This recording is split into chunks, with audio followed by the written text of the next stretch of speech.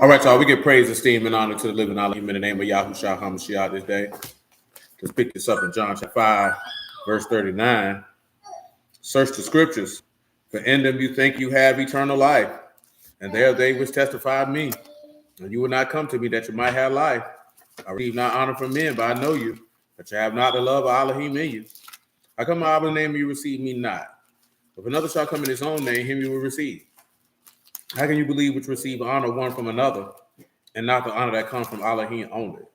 Do not think that I will accuse you. The Abba, there's one that accused you, even Moses, of whom you trust. Had you believed Moses, you would have believed me, for he wrote of me. But if you believe not his writings, how shall you believe my words? All esteem and praise to Abba and Shamayim in the name of Yahushua HaMashiach. Shalom, Mother Sharona. Shalom, Brother Ella. Let's get this Leviticus 25 and 22, man. Shalom, Brother Mark, man. And you shall sow the 8th year and eat of old fruit until the 9th year, and until her fruits come in, you shall eat the old. Shalom, Sister Annette. What's good, old man? Dang, so I forgot to put you. I'm glad I had it came in my mind. I know you don't even be on the book no more. To put you in that group chat. I can't even say I blame you for not even being on there, man, with you. Because if I ain't really do no business on there, I don't think I'd be on that whole neither.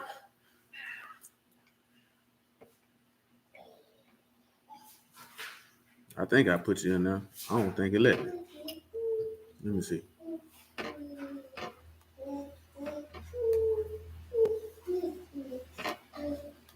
You might not got messages. That's what that is. But yo, let's get this Proverbs 11:30. Come on, Sid. Shalom, Jay. Say the fruit of the righteous a tree of life, and he that wins souls is wise. Mm-hmm. Come on, Proverbs 15:4, man. Say a wholesome tongue is a tree of life, but perverseness therein are breaching the ruach. Come on with Proverbs 27:17, man. Say, whoso keep the fig tree shall eat the fruit thereof, so he that wait on his master shall be honored. So, what are we in with? We were talking about Adam being in the form of the law came by Moses, grace and truth came by Yahushua HaMashiach, or the aspect of Adam being representative of the tree of knowledge and good and evil, and Yahushua being representative of the tree of life, the law and faith, if you would. You know what I'm talking about? And we discussed some things up out of that. And we got to rehash some things from Genesis 47. Shalom, Brother Margaret, man. Amen. And Leviticus 25. But there was also a couple other points that we wanted to go on. And I think I'm going to start with this first one here now. So let's come over here to Exodus 33. Because all this is talking about how you eating of the old fruit till the new fruit come. You dig? That's what the difference is. So when you're looking at the difference between the tree of knowledge of good and evil and the tree of life, because now that the Yahushua came, now you're able to eat of a different level of fruit. You understand? See, a lot of people like this here, man. I told you, right? We might slide in some clubhouse room from here to there. Like I told you, for me, it'd be more about maybe you might hear something and get inspired for something for us to come back and go through the text, and if you would permit for us to get an understanding. You know what I'm talking about? But a lot of time, man, most people, man, all they really want to do. Okay, that's a bet, my G. You know what I'm saying?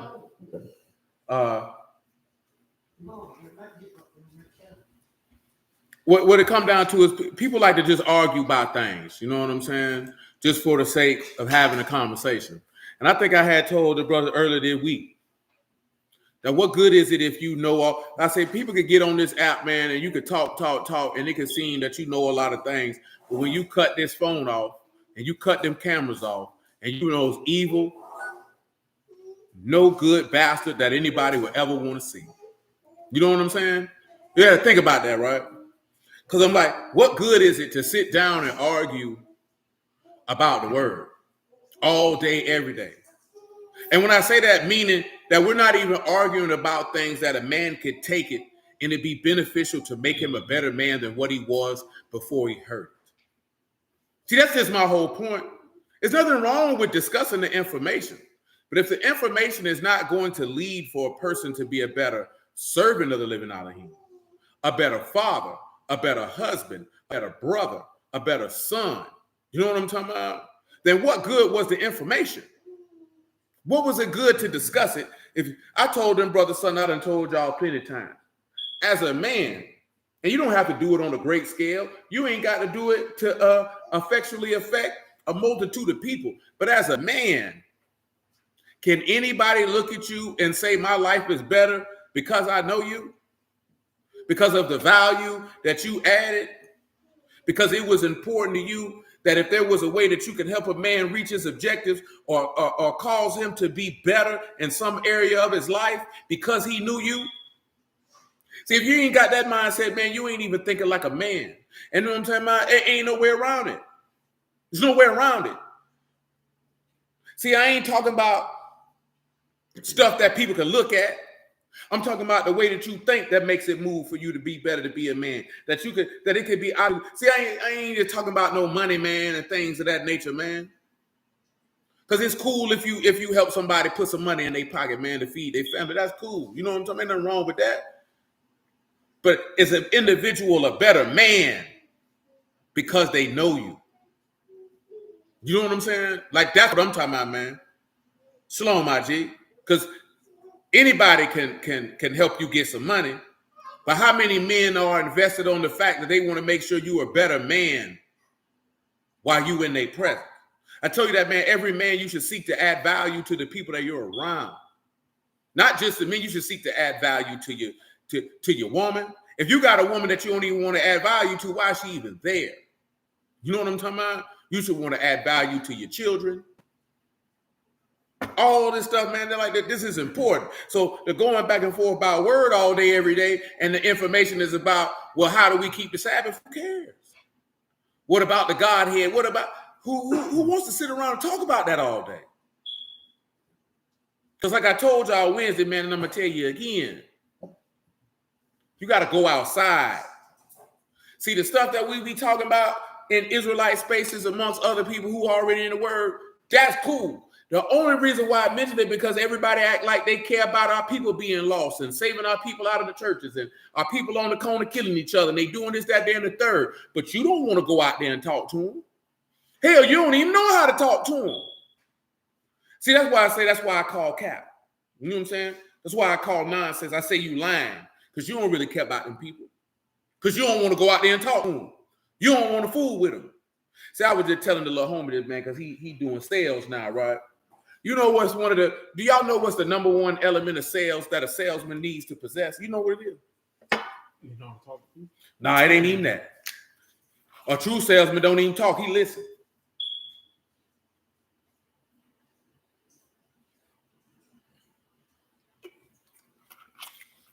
See, a true salesman know he let his prospective client talk.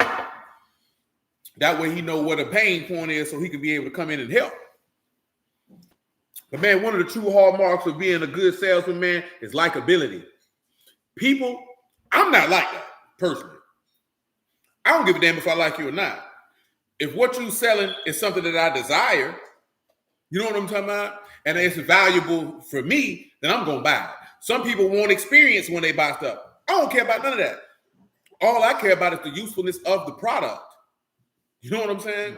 I don't care about presentation. I don't care about none of that. Look here, I done bought bottles of cologne that had beautiful presentation. That junk didn't mean nothing to me. All I care about, how does it smell? How does it smell?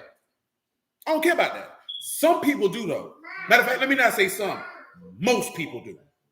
You know what I'm saying? Do you know most people won't do business with somebody they don't like? You know what I'm talking about? Like straight up and down. Most people will not do business with people. You could be subpar in your craft, but if people like you, they'll still fool with you. They'll still shop with you. They'll still do business with you because they like you. See, this is something that most people don't. People like to do business with people they like. You know what I'm saying? Yeah, they like to do business. That's why Magic Johnson was such a good pitch man. Was some people liked him. They didn't even know the man. He seemed likable. So when you look at a lot of stuff, man, and they be like, man, why people listen to this person? Man, his doctrine trash. They like him, though. Or they can relate to him. See, if they can't like you, then they need to relate to you. So you wonder why Stephen Curry is so popular, because even though he's really about 6'2", 6'3", you know what I'm talking about? Taller than the average person. On TV, he seemed like he the size of everybody else. He seems relatable. This little guy, and he's out here dominating against people bigger than him. So that makes the people think that I can do it too. You know what I'm saying? Like, people don't realize that. You can have the best ideas, the best plan, all this type of stuff. If niggas don't like you, they not fooling with you. So this is why I told you that's why a lot of dudes who preach the word, they use gimmicks and things of this nature because they ain't got no word. So they need something else to bring you in. See, when you just come in with straight word, you don't care if the people like you or not. Shalom, Brother Shaul. You don't care if the people like you or not. And I missed you that too, Vashawn, man. Shalom, bro. It doesn't matter. Remember what Paul said? He said, do I seek to please men or do I please Elohim? If I seek to please men, then I wouldn't be a servant of a Mashiach. See, somebody who preaches the word, he don't care if they like you. You know what I'm saying? So you have to pay attention to that. You know what I mean? Because people will purchase from those who they like. That's it. You see this with the word now. A lot of brews don't fool with other brews just for the simple fact of because they don't like you. And I'm not talking about a disliking you like, I don't like that nigga. They just like, they don't like you enough to gravitate to what you're talking about, even if you bring in 100% accuracy on what you're talking about. They don't care. Because what you talking may not appeal to what they want to do. Because everybody don't want to serve you. I just need you to know and understand that. What I got you on? Exodus 33. Come on, Exodus chapter 33, man. Come on and pick me up, man.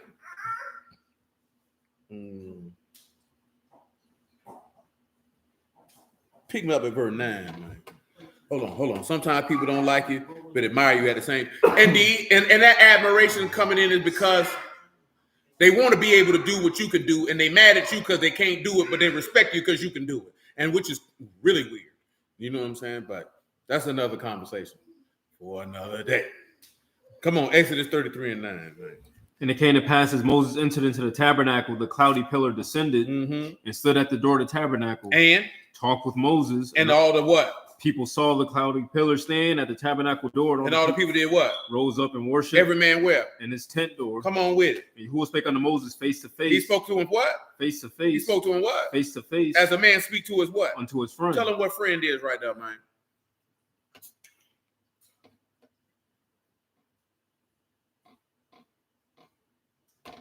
That's real. Real, friend, companion, intimate, correct? Mm-hmm. Come over here to John chapter 15, verse 13. And you're right with that, Brother Shaul. God bless, Brother Smoke. Come on, Joe. And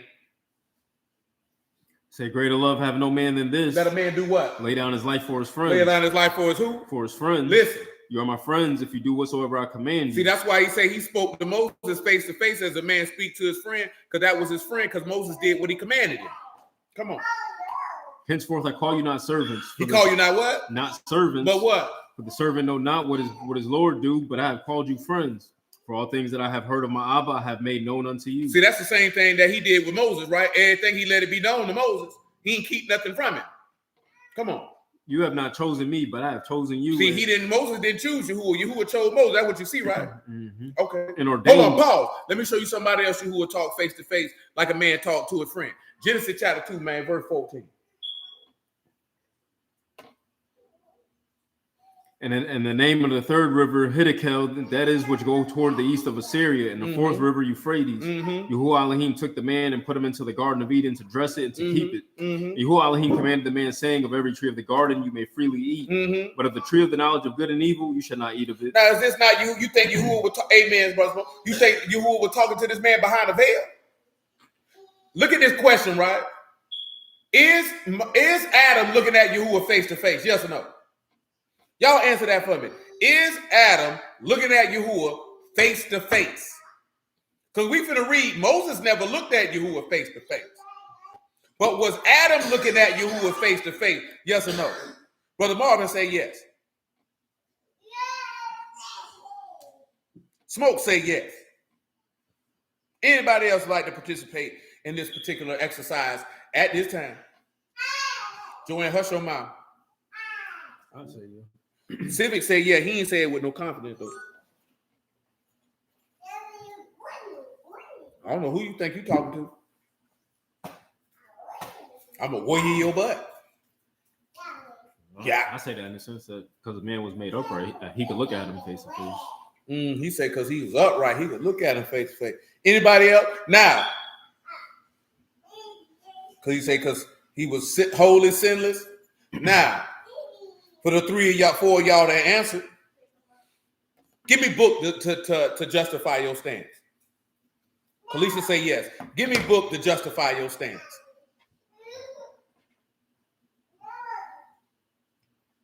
You ain't got to come with a whole synopsis, thesis, dissertation, soliloquy, if you would.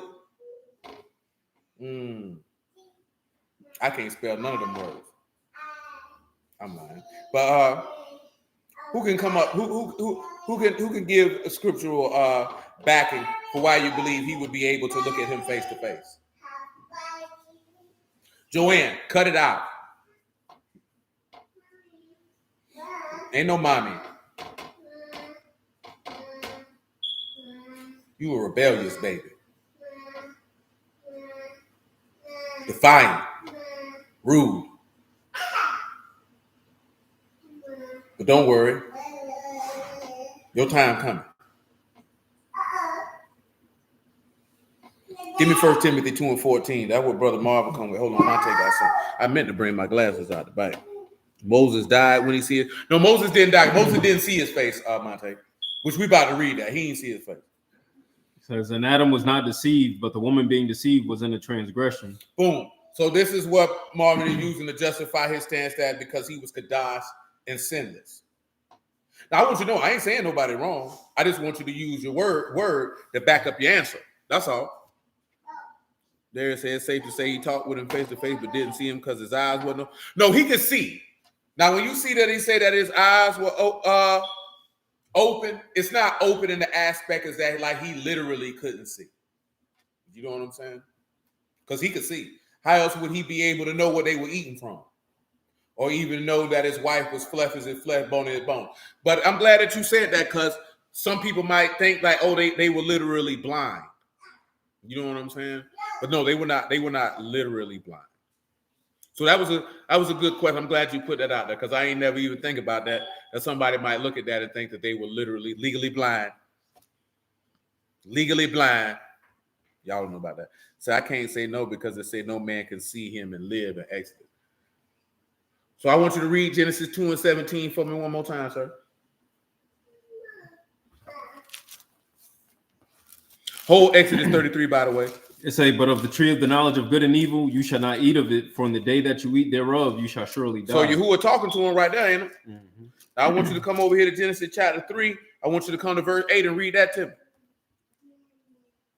And they heard the voice of Yahuwah Elohim walking in the garden in the cool of the day, and Adam and his wife hid themselves from the presence of Yahuwah Elohim amongst the trees of the garden. Mm-hmm. And Yahuwah called unto Adam and said unto him, where are you? Mm-hmm. And he said, I heard your voice in the garden, and I was afraid because I was naked, and I hid myself. Mm-hmm. And he said, who told you that you were naked? Have you eaten of the tree whereof I commanded that you should not eat? Mm-hmm. And the man said, the woman whom you gave to be with me, she gave me of the tree, and I did eat. Now pause, right? Remember when we talked about the blind part? We didn't read about him blind. Back me up to verse 7. Saying the eyes of them both were opened, and they knew that they were naked, and they sewed fig leaves together and made themselves aprons. Read it, verse 8. And they heard the voice of Yahuwah Elohim walking in the garden in the cool of the day, and Adam and his wife hid themselves from the presence of Yahuwah Elohim. Now give me Ecclesiastes 7:29. Brother Marvin about hit it by as close as you could get it. You say, lo, this only have I found. Hold on. He said Camp Teach, they wasn't literally naked, at least ISUPK does. You know what I'm saying? That's unfortunate. Because in this instance, of course, we know as forth as naked is that their sin was exposed. But them taking on the fig leaves upon their body is the aspect of them covering up their nakedness due to seeking to cover up their sin. And that is correct, Stanley. That is correct. Come on with it. Read it for me. Say, lo, this only have I found, that Elohim have made man upright, but they have sought out many inventions. He made man what? Upright. Now, Stanley, and what Marvin said is what it is. Now, I want you to come to Habakkuk, chapter 1, verse 2. Didn't it say he made man upright? Mm-hmm. Don't 1 Timothy chapter 1 about verse 9 say that? Go on to read 1 Timothy chapter 1 verse 9 first. After that, Galatians 3 and 19. And I know we rehashing certain things that y'all already know. But this is to make sure that you understand the point with a couple of extra things stacked on top of it before we proceed. You say, knowing this, that the law is not made for a righteous man. It's not made for who? A righteous man. It's not made for who? A righteous man. So if Adam is made upright, y'all, what will we be able to say that means about Adam? That he would be a righteous man. The law is not made for who? A righteous man. Listen to it. But for the lawless and disobedient. For the who? Lawless and disobedient. And we know that Adam was a lot of things, but when he was made, was he lawless and disobedient? Let's go to the Habakkuk chapter 1. I don't think I want verse 4. Hold on, let me see what verse I want. And then she's gonna be upset when you get in trouble. Sit down and be quiet and leave her alone. Verse 12. Just because she engages don't mean you have to engage back. I keep telling you about that. You're lowering yourself down to the level of a baby. That reflects poorly on you. Because you're supposed to be more mature than her. So behave like it. Continue. You not from everlasting, O Yahuwah Ma'alahim, my Kadash one, we shall not die, O Yahuwah. You have ordained them for judgment, and Almighty Elohim, you have established them for correction. He say, you are of what?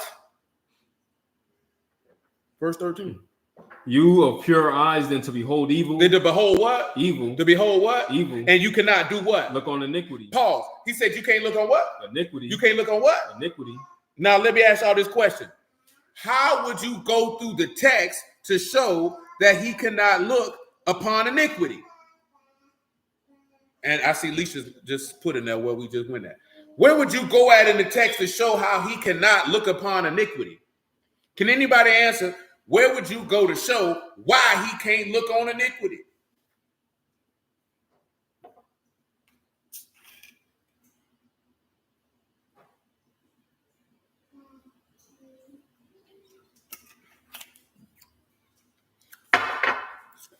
This man said your eyes are too pure to behold evil.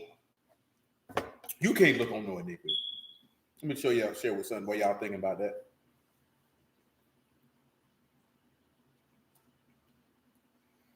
So, of course, when you're looking at purer, it's tahor. That's clean, pure, pureness. And, of course, you know iniquity is avon. Excuse me, a different word there, amal. Toil, trouble, labor, mischief. Eyes too pure to look upon mischief. You see, we were just talking about toil on Wednesday. So look at you were taking us right back to what we were talking about on Wednesday. Because let me tell you something. Niggas don't like it, but that man cursed you to have trouble all the days of your life. He cursed you to have trouble. Isaiah 59 and 2. That's Psalms 54 and 5 or Psalms 5 and 4. Brother Nate, so I can know so we can read it. Because I want to make sure what you offering that we can read it. Give me Isaiah 59 and 1. See if it. Hold on, let me see what Monte got. Would that kind of correlate to when Yahushua was invincible in the way to others? Oh, no. That was a little different, that Monte. That was him distorting his appearance so that they wouldn't recognize him. And for the reasons why he did that, more so testing their faith, if you would. Leviticus what? 18. You talking about the whole chapter? Because I need y'all to be specific, because we can't read the whole chapter. Psalms 5 and 4. So you talking about both Psalms or Psalms chapter 5, verse 4?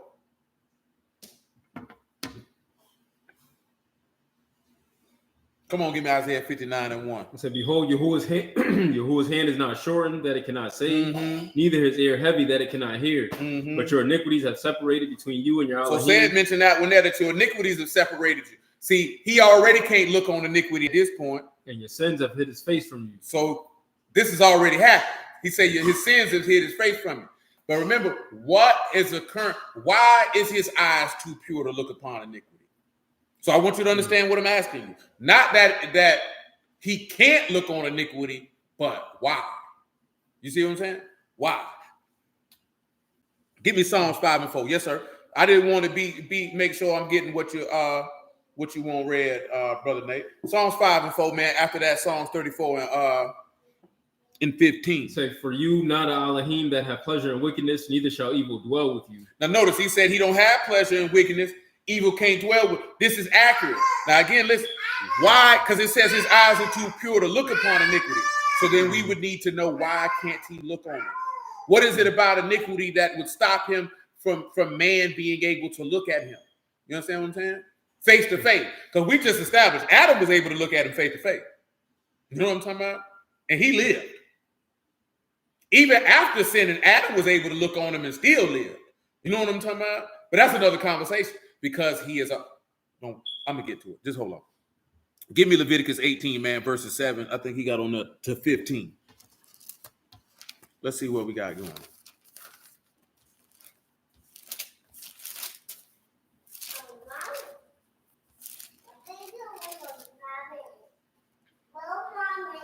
Okay, this is him dealing with sexual immorality, the nakedness of your father, the nakedness of your mother. You shall not. A little different right there. Big Stan say the death of Yahushua. That's a little different. So listen, right? I want you to get me to God bless, man. God bless. Come over here to what it is. John chapter 6. What, Joanne? What do you want? Come here, Joanne. Your mommy take a bath. Yeah, you already took a bath. Oh, let me make sure I got what I want. I think it's John 5, excuse me. John 5 and 37. Listen to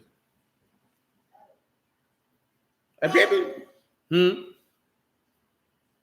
I can still see you. And the Abba himself, which have sent me, have borne witness of me. You have neither heard his voice at any time nor seen his shape. He said, you ain't never heard his voice at any time or seen his shape. But guess what? Not the Father, but Adam seen Elohim. He's seen his voice and he's seen his shape. Now, there's another statement that Yahushua made. That is it. And remember, what is Adam? He is likened unto the Son of God. So I want y'all to take a look at something. Come over here to John chapter 1, verse 18. Matter of fact, right where we was coming back to, so you could just go to John 1 and 14 and rock it like that. And the word was made flesh and dwelt among us, and we beheld his esteem, the esteem as of the only begotten of the Abba. Pause. Now, we already talked about how Adam fulfilled that aspect in the law. He was the only begotten of Yahuwah. He was the word made flesh, because Adam was made, amen, brothers. Adam was created by a word. He emanated out of the Father by a word, or out of Yahuwah by a word. So he was word made flesh. Genesis 1 and 26 show you that. He was made from a word. He uttered a word, and that's how Adam was fashioned. Continue. Say, full of mercy and truth, John bare witness of him and cried, saying, this was he of whom I spake. He that come after me is preferred before me, for he was before me. Go ahead. And of his fullness have we all received, and grace, for the law was given by Moses. Pause. See, we didn't get the fullness from the first Adam. You get the fullness from the second Adam. Now he say, as Moses, what did he say?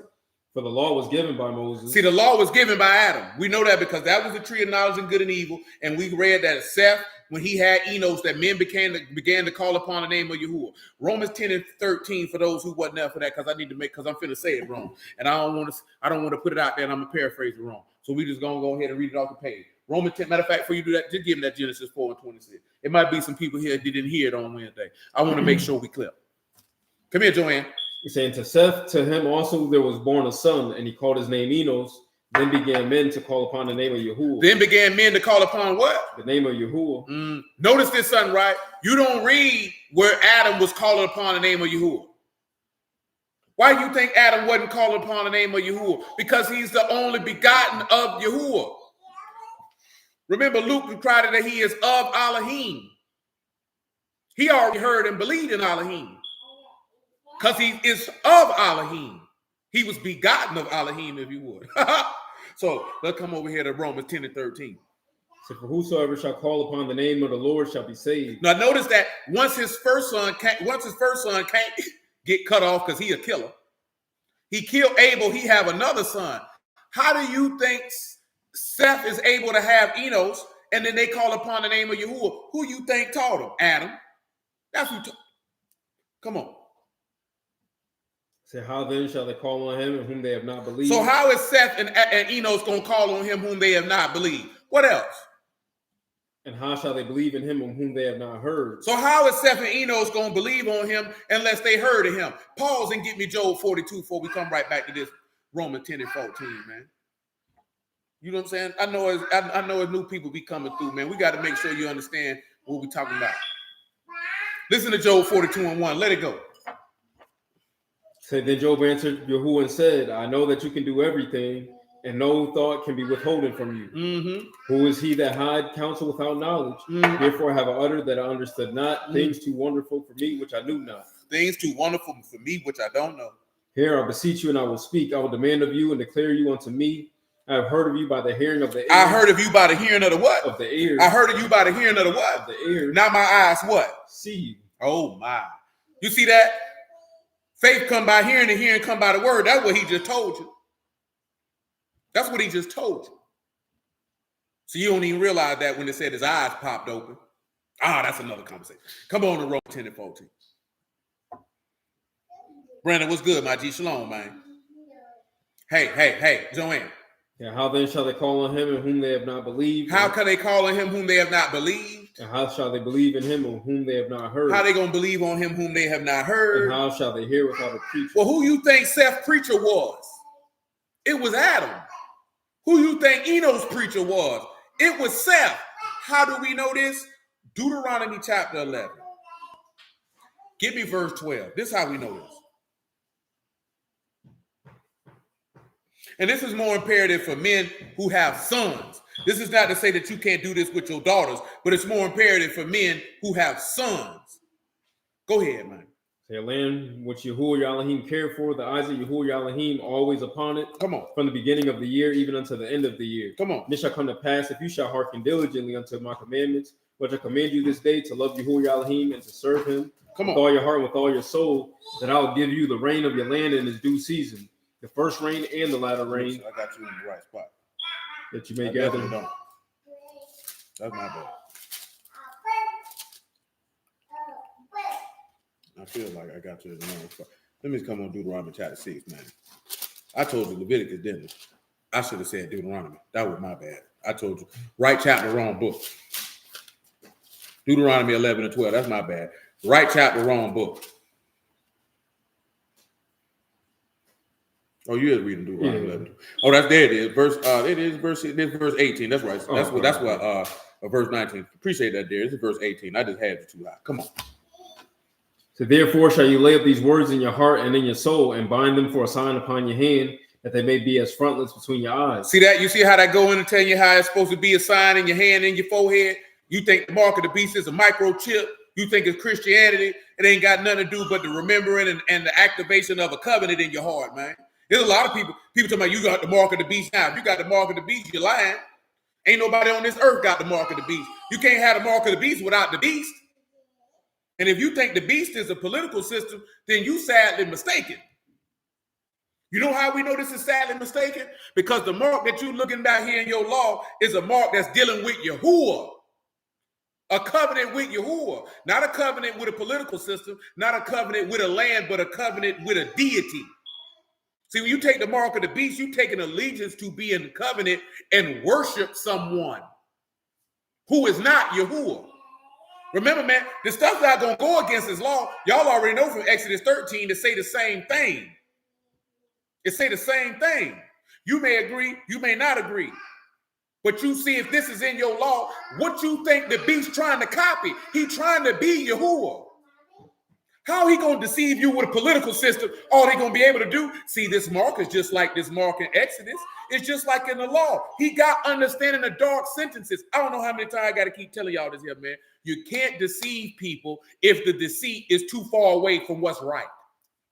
So if this man is coming up and he want to be God and he want to be worshiped like God, he has to mirror Yahuwah. He has to make you believe that he is a fulfillment of the book so that you would go for it. You got to know that. Now you can think, man, that nigga don't know what he's talking about. You can think that all you want. I don't give a damn. But in due time, you gonna see. You know what I'm talking about? And when you see, you ain't gonna be able to look at the Lord and say, ain't nobody never told me. I can guarantee you that. Nigga, how in the hell is America the beast system? Nigga, this ain't no goddamn beast system. You ain't seen no beast system. You know how you know you ain't seen no beast system? Because ain't nobody making you bow down and worship Satan with the threat of death. That's how you know. You can worship anything you want here. You can worship anything you want here. Anything. Ain't nobody telling you worship Satan or die. Man, we ain't ready for that type of stuff, man. A lot of us not ready for that. A lot of us not ready for that. That's how you know you don't know what no beast system look like. You can be whatever you want here. If you say you want to be a cat, you can be a cat. If you want to worship Beyonce, you can worship Beyonce here. Don't nobody care. When the last time you seen somebody say, if you don't worship this God right here, you going to jail? When you ever seen that in your life? When have you ever seen somebody say, if you don't worship this God right here, we gonna kill you? When you ever seen somebody say, deny Jesus, deny Yahusha, or die? When you seen that? And you know what the sad part is? You think the beast system just America. Nigga, it's a whole damn world out here. You think the beast system is regulated to America? You worship Mr. Charlie in your heart greater than you could ever believe. Nigga, because China don't live like how we live. So what system are they under? Iran don't live like how we live. So what system are they under? Because if it was a beast system, everybody gonna do it. This ain't gonna be something, oh, they over there, they doing this over here. No, everybody. What does the book say? All peoples, tongues, and nations is gonna worship this man. Ain't nobody worshiping America, boy. You that goddamn simple? Man, read it for them since they think I'm making it up, man. Revelation 17, man. Give me verse 5. Man, I ain't making verse 8. Man, nigga ain't making that up, man. You talking about a beast system? You ain't seen no beast system. See, let me tell you something, man. Covert worship of Satan is not a beast system. You will worship him overtly, not in the shadows. See, let me tell y'all something, man. I deal with telling you this here, right? I know y'all seen the Cat Williams interview. I don't care about what he said about the comedians. But you know what I do care about? See, this is what a lot of people don't realize, man. And I know if I'm going to say offends you, I don't apologize. So I'm going to tell you this now. Sometimes a pussy nigga need to be put in his place. See, you know why I say that? Because a nigga will look at somebody like a Steve Harvey and a Kevin Hart, and you can take this at any level of life you want to take it in. And you see the level of success that they have. And you see the popularity that they have. And you see the money that they have. And you make that thing, and you click it in your mind, and that means they're an authentic, real person, a person of value, a person of honor, a person of integrity, a person of respect. And that don't mean that. That don't mean that. And see, sometimes when you're a particular man and you round these dudes and you know they goofies and you know they dishonorable and they be running their mouth, sometimes you have to let a pussy nigga know in public, in the open, so you know it's me, I said it. That, man, y'all need to stop listening to these stupid niggas, man. Because this nigga suck dick in the bathroom. You know what I'm talking about? Yeah, this nigga here, booty hole, has been tampered with. You know what I'm saying? Sometimes you have to let that be known. See, a lot of niggas will say, oh, nigga hating. Hating on, like you said, hating on a nigga for what? The nigga ain't got nothing I want. See, the reason why people think somebody always hating, because you want their life. Because you just looking at the money. You just looking at the money. But you don't realize a nigga bust up this nigga back. He let a nigga skeet on his neck for that goddamn money. That nigga got to go to sleep every night knowing a man violated him for a couple dollars, man. That man got down on his knees, man, and blessed another man, bro, for some money, my nigga. As the nigga took that as a joke, that man said I could be able to say I got a virgin butthole and I ain't never sucked no penis, because some men would rather look themselves in the mirror and maintain honor and self-respect than to have some money and some fame. See, some niggas don't care about that. You know what I'm talking about?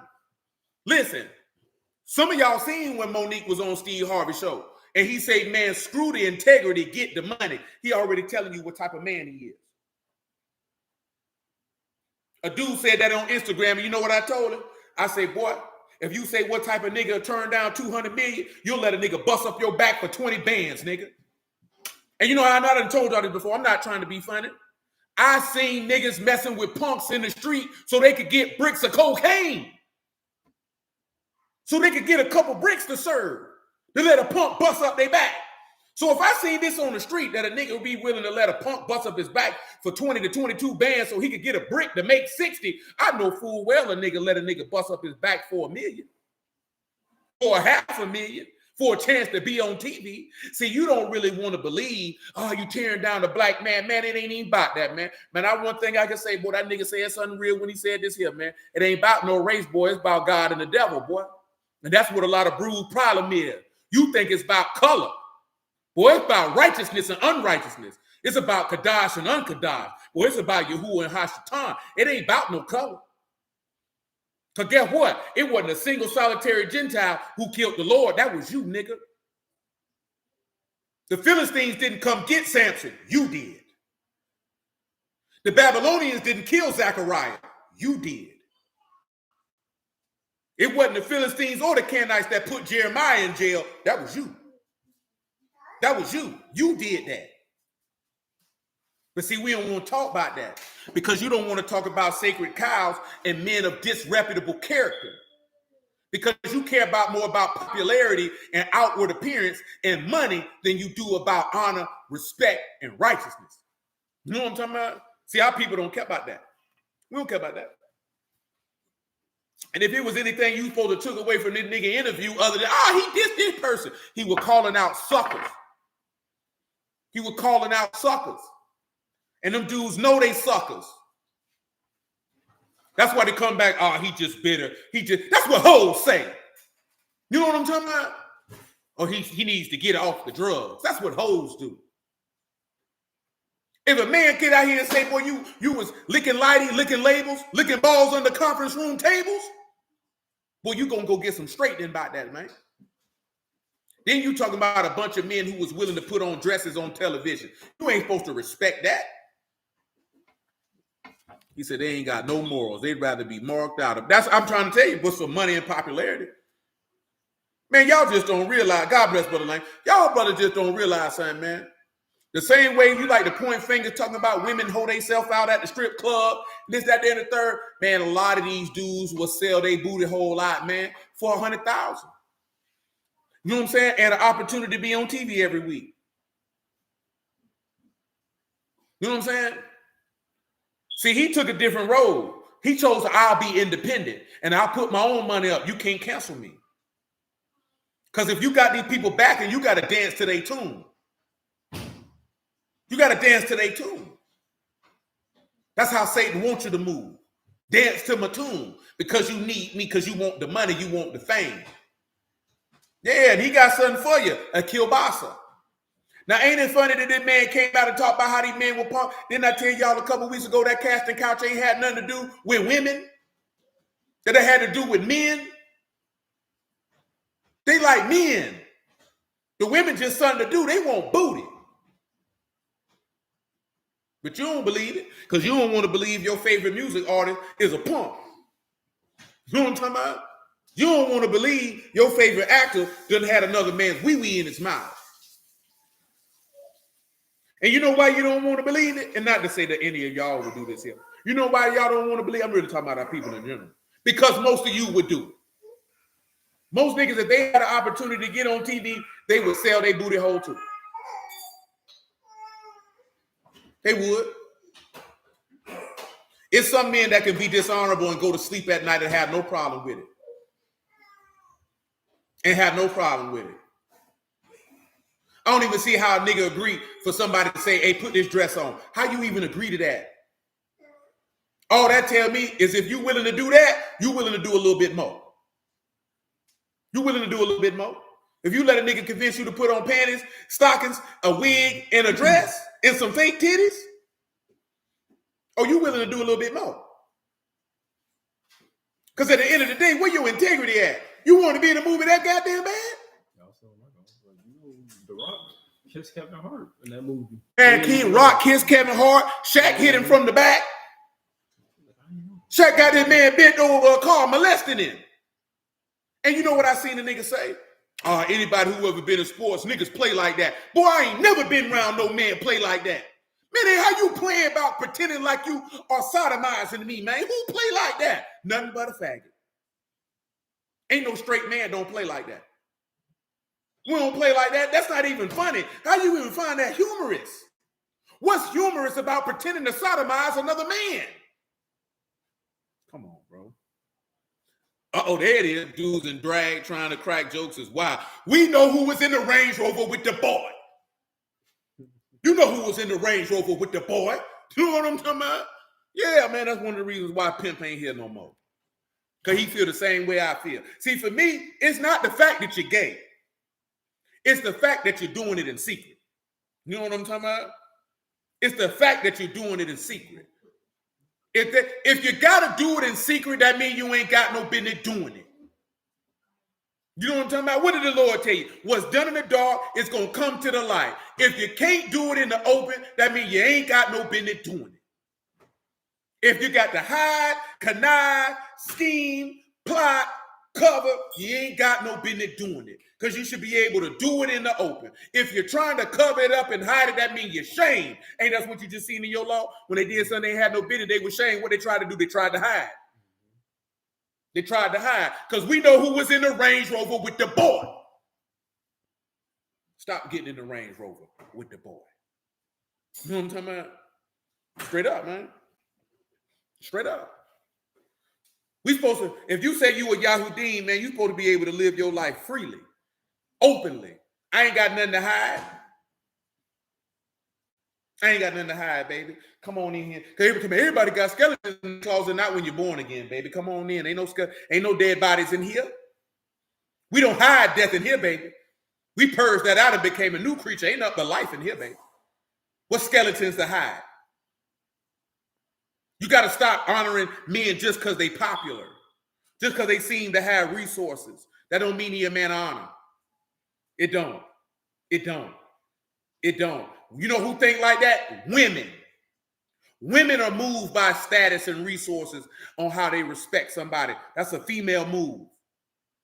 That's a female move. Men supposed to look at men based on integrity, respect, honor, virtue, and righteousness. You know what I'm talking about? That's what you look at and judge a man by. Not the status he got and how much money he got.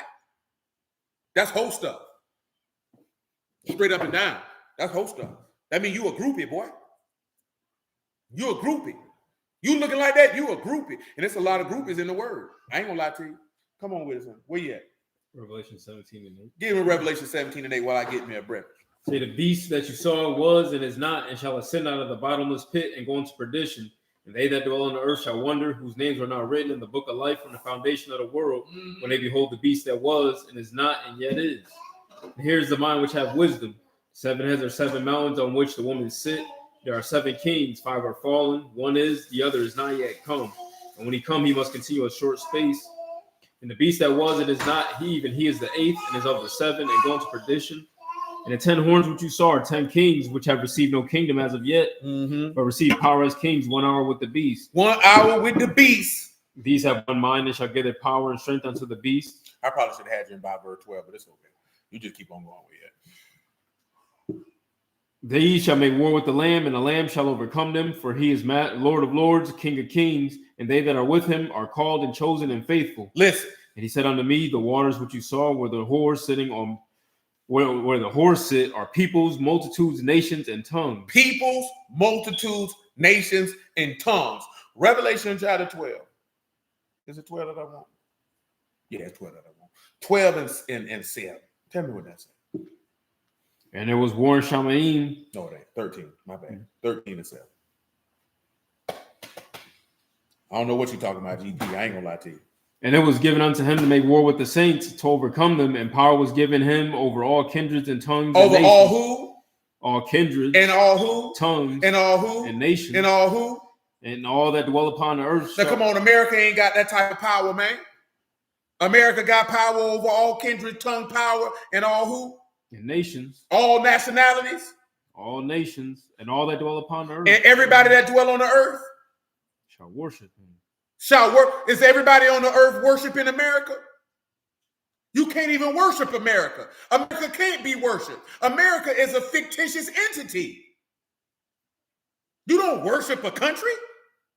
You don't worship a political system. You don't worship a financial system because you can't bow down and give reverence to it. Now, you can make a political system and a financial system an idol in your heart without question. But you cannot bow down and give it reverence. We pledge allegiance to the flag. Wrap yourself in that flag and jump off your roof. Because you're not using your brain. You bow down and give worship and reverence to something that purports itself as being an almighty power. We ain't in no beast system. You ain't seen one. You ain't seen one yet. You think it's a beast system because you go for the rhetoric that be on YouTube and all these other stuff. You ain't seen no beast system, my G. The beast system that's coming, your mind can't wrap around the level of wickedness that will come up out of that. Now back to the original point. What was you holding anything else, sir? Exodus 33. We good for that for now. So back to the original point. Why can't Yahuwah, they say we are not American. And then on top of that, no one is American. Because again, American is a state of the country you dwell in. It's not your nationality. How do we know that? Paul say, I am a Roman, but he also say that I'm a Benjamite. I'm a Hebrew of the tribe of Benjamin because I dwelt in Rome, but he wasn't a Roman by birth, by seed. See, we know these things. See, you know why we don't want it to be what the text said it to be? Because a lot of us don't want to deal with the fact that you might not serve Yahuwah if it's a life or death situation. If it's a situation that boils down, because let me tell you something, can't nobody force you to do nothing. Everybody has a choice. You may not like your options, but everybody has a choice. Nobody can't force you to do nothing. You know what I'm talking about? And a lot of us know that if it came down to serve Yahuwah or die, to serve the devil or die, a lot of us gonna serve the devil. Because you don't really trust and believe in the word enough to offer your life. That's why you don't want to believe that none of this stuff is going to happen and we're going to get delivered and all that type of stuff. No, nigga. No. Before this man crack that sky and deliver you, boy, your faith going to get tested, boy. That man going to size you. He going to see if you love him like you say you do. He going to see if you're going to stand on that word like you say you do. It's real easy to say you stand on the word when there ain't no pressure on you, my nigga. It's the same way I told you, boy, when you up that road, it's real easy to say you ain't going to sell drugs, you ain't going to get high, you ain't going to do this there, because there ain't no temptation in there, man. The things that you would do on the streets, you can't do it in prison. So it's easy to say you wouldn't do it. It's real easy to say you'll die for the word when there ain't no pressure on you. Let me tell you something, man. Johnny Ghost can bear witness to it. And any one of you brothers who ever been in the street. Boy, a lot of niggas say they won't tell. A lot of niggas say they gonna ride. Then when that gunfire go to coming, boy, niggas go to hiding. Boy, you understand me? Nigga talking about going to jail, nigga go to sit and let me get a cigarette in the McDonald's. I'll tell you whatever you want. When that pressure come, see, nigga get on the internet, say whatever they want to say. When that pressure come, man, boy, that's when you gonna separate the sheep from the goats, the men from the mice, nigga. I'm trying to tell you. When niggas got to think about they got to be in that 6x9 cell, niggas ready to tell. Everybody can't take their bid like a man and go do that. Everybody don't trust you who enough to say, I'll go to jail behind that word. Oh, I've been counted worthy to suffer for his name, then I'll take that rock upside my head. Oh, if I got to take your mark or be beheaded, what's wrong with your cutter? Everybody don't trust in him like that. It's easy. I don't care who you is, nigga. I'm talking to everybody. Boy, it's easy for us to say what we ain't gonna do when the pressure ain't on. Ain't no pressure on you right now to stand for no work. Hell, niggas under pressure not to sin and folding under that. So if you folded on to not even being able to control your own desires, how you gonna stand when somebody threatening your life to stand for the word? Nigga, you gonna fold. And that's why I've always been telling you, I ain't told y'all this in a while. That's why I've always told you it's a dangerous thing to tell people that they can't stop sinning. Because if you can't stand the pressure of denying yourself, your desires, you're not going to take that pressure when these people threatening your life. When they talking about taking your freedom. You know what I'm talking about? Yeah, absolutely. Amen. You got to have more faith than fear. That's why he say perfect love casts out fear, because fear got torment. Yeah. A lot of people, man, they scared, man. They scared. I told you a lot of dudes think they could do X, Y, Z to hide from what's coming. But you ain't hiding, boy. That man said this temptation gonna come over the whole earth to try it, man. That man said he searched the heart and the reins. He want to see what's in there. That's why you got to make sure you're strong for it happen, man. That Yahuwah willing by his almighty grace and power that you stand in that day and tell that nigga, man, you can eat doo-doo and die. Because before I dishonor my God, I'm going to go ahead and slide, man. You remember what them three boys told him? Be careful to answer you in this matter. You're going to have to make it do what it do. But before I go against Yahuwah, you're going to have to kill me. Not no, I'm going to fight. They ain't going to do nothing to me. I ain't got to fight. See, you want to fight because you're scared to die. That's why a lot of niggas talk that tough talk. I ain't got to fight my way up out of this here. Man, if Yahuwah see fits for me to die, that it bring esteem and honor to his name, I'm ready to take that. I'll take that. I ain't got to be around here with this super tough stuff. You niggas don't love Yahuwah for real. You want to fight your way right out the blessing. Because that man said if you be persecuted for his name's sake, your name written in heaven. You niggas don't want your name in heaven. You want your name written in earth. And everybody going to tell a story of you. And then when you get resurrected, you going to hell. And y'all can tell that story when you burning in hell. Because you could have took the lick and suffered for his name. But you were too much of a pussy to do that. We stepping on toes with that one. Huh? That what we doing? I'm gonna step on some more. Come on and read me. Come on and read me Habakkuk 1 and 14 one more time. What they like to say on Clubhouse? Let's reset the room.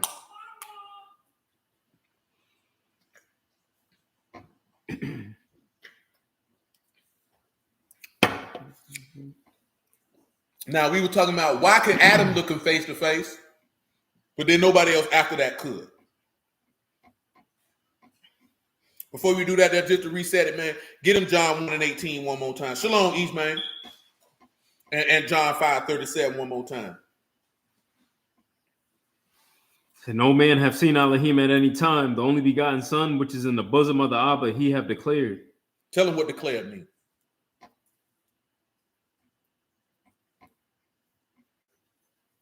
Yeah, I found my glasses. That is to lead out, to be leader, to go before. To go but who? To go before. To be a who? To be a leader. To be a leader? Oh, my God. Listen, what's that? Any more definition of that? You got to rehearse, to unfold, to declare, to tell, to consider out. To rehearse, to tell, to consider out. Ain't that what Adam did? That's what Adam did. Come on, read me John 5:37 one more time, then Habakkuk 1 and 13. And Abba himself, which hath sent me, have borne witness of me. You have neither heard his voice at any time nor seen his shape. You ain't heard his voice at any time or seen his shape. Come on, give me Habakkuk 1 and 13. Listen to it. Of purer eyes than to behold evil, and cannot look on iniquity. Wherefore look you upon them that deal treacherously. He said he can't, his eyes are too pure to look upon iniquity. So why is he not able to do that? Come over here to Psalm 51 and 3.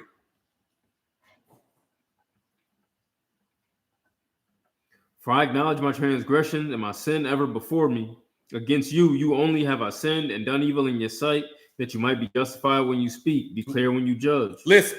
Behold, I was shapen in iniquity. Tell him what shaping means.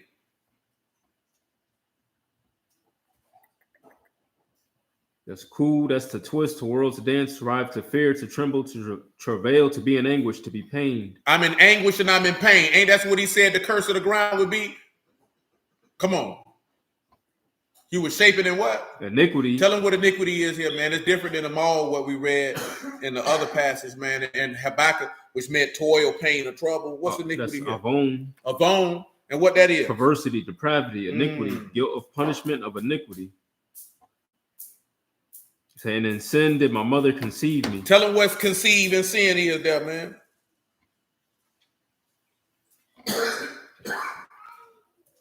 Now, if Alicia just put something in the chat, we'll look at that in a second. Go ahead.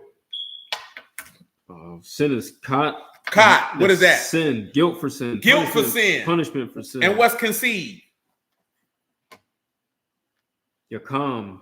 To be hot, to conceive. To conceive. Was Adam conceived in sin? No, we read that in Ecclesiastes 7:29. He made man upright. How could Adam be conceived in sin and he from Elohim? Luke 3 and what? 35? Just read Luke 3 in the last verse in that genealogy.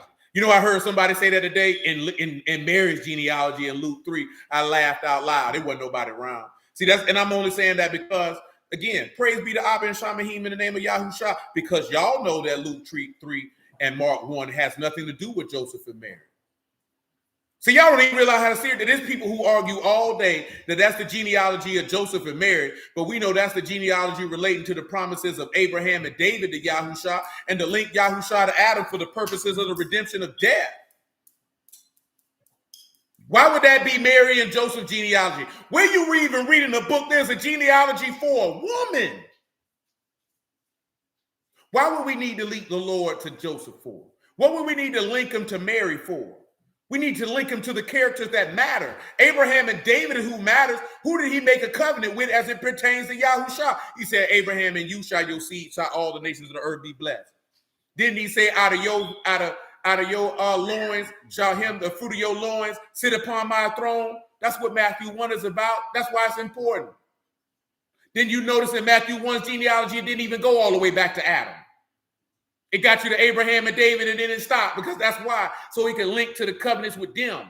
That's why Luke 3 take you back to Adam, because you need to be redeemed from the curse of Adam in Genesis 3, which is the curse of the law, which is death. And this is how we able to eat the new fruit instead of the old. Until the new fruit come, you got to eat of the old. We ain't got to eat of the old fruit no more. That's why he said the law and the prophets was till John. Now the kingdom of heaven is preached. Everybody press into it. We ain't got to eat that no more. See, when we talk about we ain't got to eat that no more, we ain't talking about you ain't got to keep the law no more. Don't be a simpleton. We talking about we got the knowledge under salvation, man. We got the knowledge that'll get you eternal life. We don't have to eat that no more. We can eat the fruit of the land like they did in Yahushua Son of Nun, chapter 5, man. We in the land, baby. We can eat it. We ain't got to eat no manna no more. We done ate the flesh of his body, not eat the fruit of his rising. See, they don't want to eat of the first fruits of him that rose. They don't want that fruit. They like rotten fruit, man. They like figs, bad figs, like Jeremiah told you about. Come on, man, before I start going on Sunday. Come on. Say which of Enos, which was of Seth, which was of Adam, which was of Elohim. So Adam was of who? Elohim. He was of who? Elohim. Now, if he is of Elohim, that means he wasn't conceived in iniquity. Will we be able to say that plainly and clearly? Mm-hmm. Now, Alicia just mentioned the Genesis 2 and 7, how this man came up from what? Virgin soil. So he wasn't conceived in iniquity. This is why Yahuwah could look upon Adam and Adam could live. This is why none of us who come from Eve, so for coming from her womb, this is why we couldn't look at him, because now we conceived in iniquity. The guilt of sin is on us. Adam was not conceived with the guilt and terror of sin from his making. He wasn't. Anybody who tell you that is a fool. How can he be of Elohim but be made in iniquity? Come on, man, that's dumb. That's dumb. That doesn't even make sense. Because Yahuwah talked to Adam face to face, did he not? Mm-hmm. And did Adam die? Mm-hmm. And even after Adam sinned, Yahuwah still dealt with him face to face.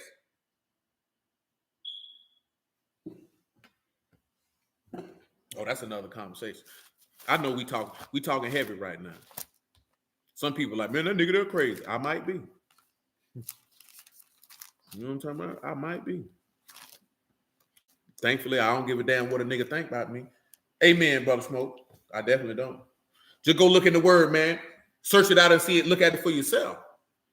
Don't take my word for it. You know you're supposed to be more noble than those in Thessalonica, ain't you?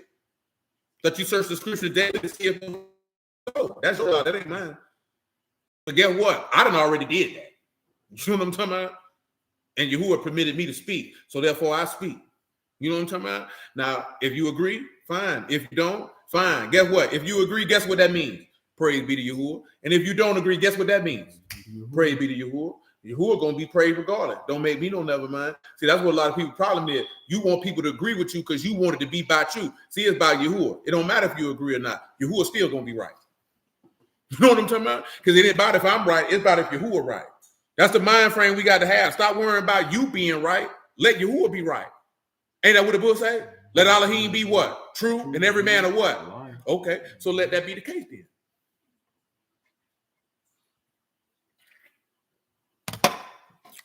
Exodus 33:9. Come on with it.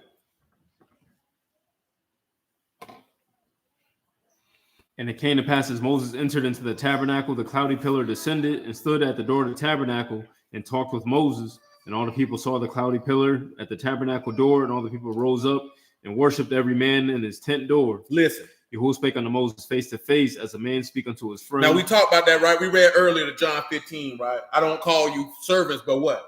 Friend. And then he said Abraham was his what? Friend. And you know what made Abraham his friend? What made the apostles his friend for him to say that? Well, who are his friends that he let? Because notice he said, greater love have no man of this, that a man lay his life down for his friends. What makes you his friend? Joanne. Keeping his commandments.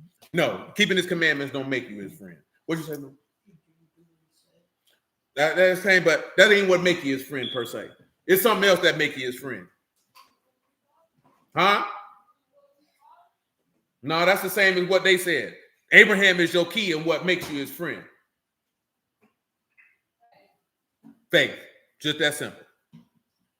Get James 2:21. See, I know somebody sitting right there. Faith without works is dead. Shut your mouth. You know what I'm saying? Because with faith, you're going to do the work. Faith without works is not you keeping the commandments, man. Stop reading that passage incorrectly. Read it from verse 17 since I'm talking about it. Faith without works is moving according to his promise. Your faith means nothing if you don't move according to the promise. He didn't promise you no law. Because he didn't promise Adam a law, did he? Did he promise Abraham one? Did he promise Isaac one? Did he promise Jacob one? So that's not faith with your works, man. Commandments, what you're supposed to do. The commandments was before the promise. What is you talking about? The commandments was in the garden. You chose the law over promise because you could have ate from the tree of life and lived forever. You didn't want that. Yeah. Come on, man. Even so, faith, if it have not works, is dead, being alone. Yea, a man may say you have faith and I have works. Show me your faith without your works, and I will show you my faith by my works. Listen to the examples that he's going to give. You believe that there is one Elohim, you do well. You believe in one God, you do well. The devils also believe and tremble. Satan and believe and they shake and they boot. But will you know, O vain man, that faith without works is dead? Was not Abraham our father justified by works? Was not Abraham our father righteous by what? Works. Listen to what the work is. When he had offered Isaac his son upon so when he told him to go offer your son as a sacrifice, his faith was justified by the word because he said what? In Isaac shall your seed be called. Hebrews 11 say that he believed that even if he sacrificed him, he would have raised him from the dead because he promised in Isaac shall your seed be called. And your heir will come from your own loins. This ain't got nothing to do with keeping Sabbath days and not eat no pork chops, boy. Come on, man. Say, see you how faith wrought with his works, and by works was faith made perfect. So his faith was made perfect because he believed the man. This man was willing to offer his son because he know he made me a promise. I don't know how he gonna fulfill it, but he gonna fulfill it. Come on, man. And the scripture was fulfilled with, say, Abraham believed Elohim, and it was imputed unto him for righteousness. See, that's taking you right back to Genesis 15. And he was called the friend of Elohim. And because he believed, he was called the friend of Elohim. Most of us ain't his friend because we don't believe. Come on, man. You see then how that by works a man is justified and not by faith only. So you see that Abraham's works were according to what the promise was. Stop listening to these old idiots, man, telling you that's got something to do with a law, man. Nowhere in here did he mention no law. Listen to the next one. Likewise also was not Rahab the harlot. Now Rahab the harlot was in Jericho, and she said, I heard about Yahuwah and what he did to the Egyptians before you got here. I'm getting down with y'all. She had no law to keep. She believed off a word, man. A word. And that's why she hid the spies. And that's faith with works right there, man. See, most of us don't move by living according to the promise, man. Come on with it, man. I know nobody don't want to hear that. Likewise also was not Rahab the harlot justified by works when she had received the messengers and had sent out another way. For as the body without the Ruach is dead, so faith without works is dead also. Because see, if you ain't got no faith, then you're not going to live. The just live by their faith, does it not? That's what the book say. So how you got life in you if you don't live according to your faith when life come through faith? You got to have faith to get the Ruach. You don't get the Ruach because you don't eat pork. You're not eating pork because you're reasonable servant. Now, you know what the sad part is? We don't let these people convince us that we doing a great work because you discipline yourself to not eat some pork. Nigga, you ain't doing nothing special. You ain't doing nothing special. Remember what we can read in this book. He said there were many kings that kept the law, but not with a what? Not with a perfect heart. Don't this book say he showed himself strong on behalf of those whose heart is perfect towards him, man? Your mind complete? Your mind innocent and with integrity toward this man? That's why Paul said, I exercise myself to have a conscience void of offense towards Elohim and man. Because you live in according to the promise. Most of us are not living in according to the promise. You living according to boasting in your flesh. That's what you're living by. You ain't his friend. When he say greater love has no man than this, that a man lay his life down for his friends, that man talking about those who believed in him and it counted for him as righteousness. Ain't that what you just read? Mm-hmm. So if you don't believe in this man, you're not his friend. You're not his friend because you an Israelite. If you let somebody tell you he laid his life down for you because you an Israelite and that's he was talking to you in John 15 and 13, just know he lied to you. He wants you to go to hell. He wants you to go there. But he came for the lost sheep. That man say greater love hath no man than this, that a man lay his life down for his friends. Everybody in Israel wasn't his friend. You think Nabal was his friend? You think the people who were standing out there saying crucify him was his friends? They didn't believe in him. Give me John 8:21. I know we talking tough, man, stepping on some toes. Toes need to be stepped on. These people lying to us, man. You think you his friend because you keep his commandments, but you don't believe in him? You think he your friend? You a lie from hell. We got to finish Deuteronomy 11 and 18, by the way, for that point in John 4. But get that John 8 and 21. Then said Yahushua again unto them, I go my way, and you shall seek me, and you shall die in your sins. You're going to die in your sins if you what? Where I go, you cannot come. Mm-hmm. Then said the Yahudim, will he kill himself? Because he said, where I go, you cannot come. He said he going to kill himself. And he said unto them, you are from beneath, I am from above. Woo! You are of this world, I am not of this world. I ain't of this world. I said therefore unto you that you shall die in your sins, for if you believe not that I am, you shall die in your sins. Listen. Then said they unto him, who are you? And Yahushua said unto them, I already told you. Even that I said unto you from the beginning, I have many things to say and to judge of you, but he that sent me is true, and I speak to the world those things which I have heard. That's good, man. That man said, boy, if you don't believe that I'm he, you going to hell. How you his friend if you don't believe in him? I mean, you don't believe the Father because you don't believe the word. You going to hell. See, I'm different from old Brood, man. If you don't believe in the Mashiach, I'm not finna kick no games and play no game with you. I'm gonna look you dead in your eye and tell you going to hell. You condemned already. Because you ain't believed in the name of the only begotten Son of the living Elohim, which means you ain't believed in Genesis to Malachi, which means you call the Father a lie. You going to hell.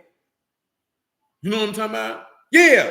See, I ain't like the rest of these niggas, man. Niggas be pity-patting around, pussyfooting around. No, I'll look you dead in the face and tell you that. I don't care if you don't like it. I told y'all a long time ago, I had a conversation with a brother, man. Brother say, am I your brother? I said, no. I said, you my kinsman according to the flesh, but you not my brother. Why I ain't your brother? Because he said, he that do the will of my Father, that is my brother. If you don't believe on the Son of the living Elohim, then you ain't doing the will of my Father. How am I call you a brother? If I say you my brother, then I call the Lord a lie, which means I call the Father a lie. I think not.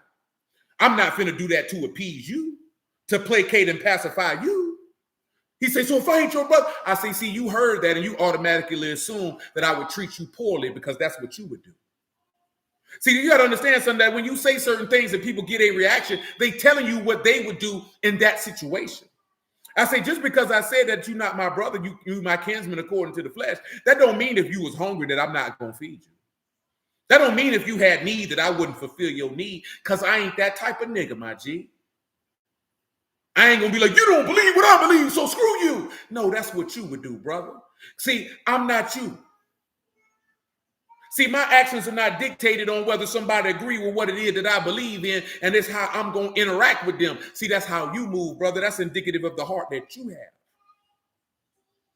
Just because you don't believe in the Son of the living Elohim does not mean I'm going to treat you poorly. Because number one, that's not my character. And number two, that's not what he instructed me to do. He didn't instruct me to do that. He didn't instruct me to do that. Yeah, so no, we're not doing that. Deuteronomy 11:18.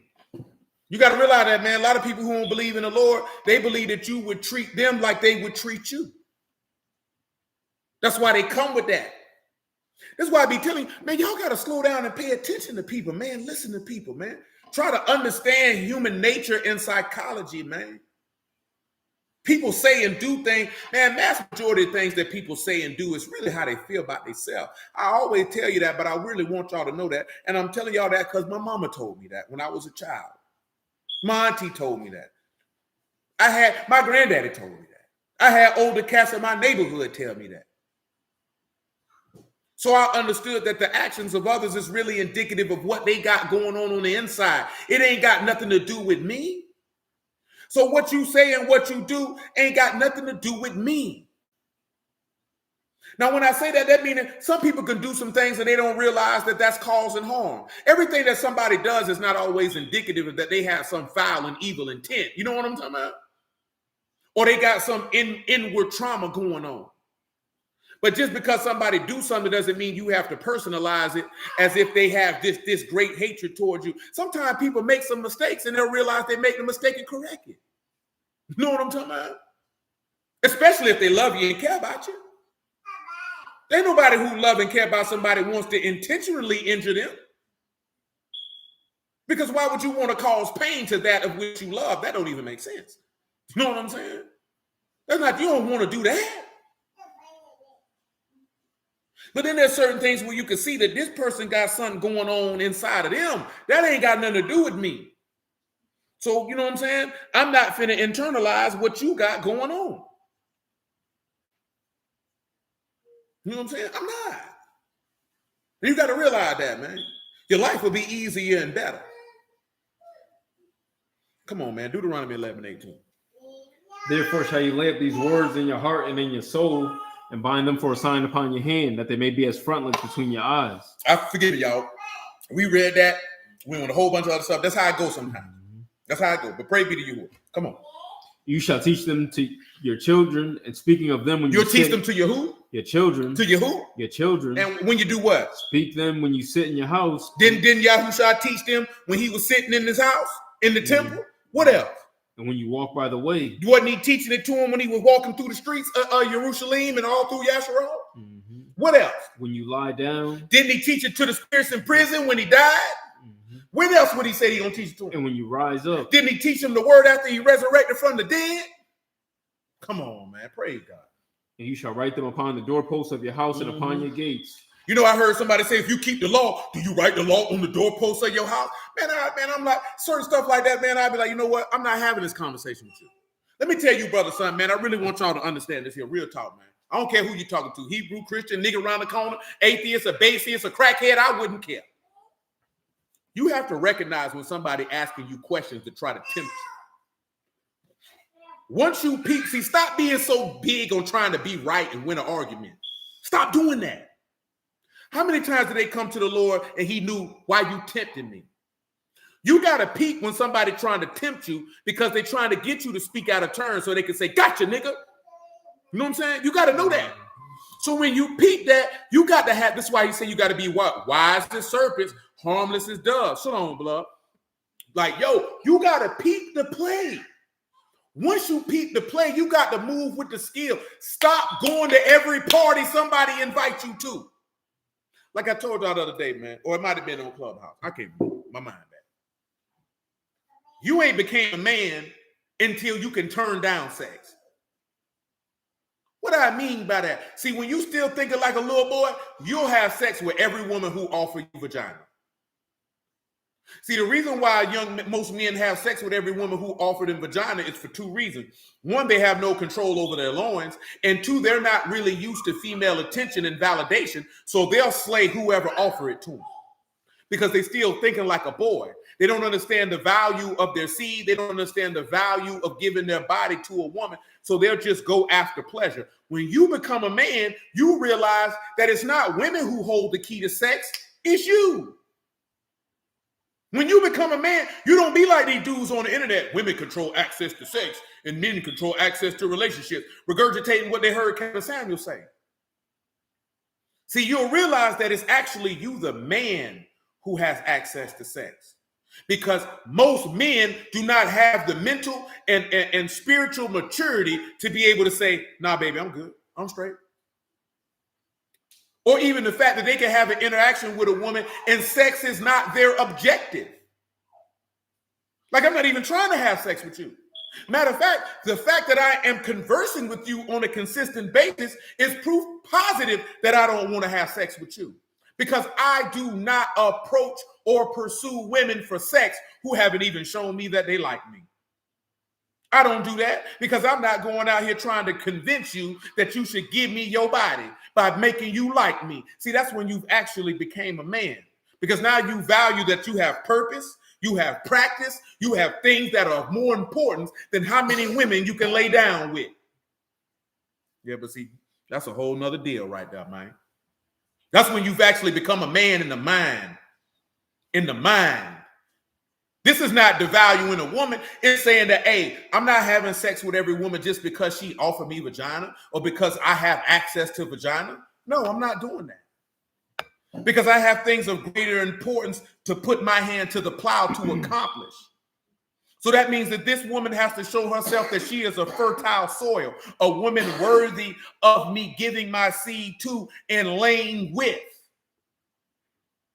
Because just because I can derive pleasure from this woman does not mean that she is worthy of my presence or my seed or access to any of the value and benefits that she may be able to extract from me. See, you ain't a man till you get to that point. When you look at every woman you see as a potential sexual conquest, you have the mind of an adolescent. You know what I'm talking about? This is why the majority of women believe that any interaction a man has with her, he must want to have sex with her, because that is her usual interaction with the mass majority of men that she encounters. So they wouldn't even know what to do with a man that don't want to have sex with you. And his intent on interacting with you is not for your body.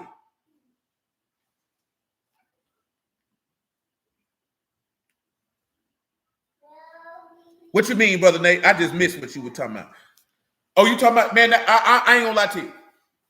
That mindset for me was crafted from the instruction I got as a youth and being more so focused on what I wanted to accomplish. And I ain't gonna lie to you, because I had a little sister.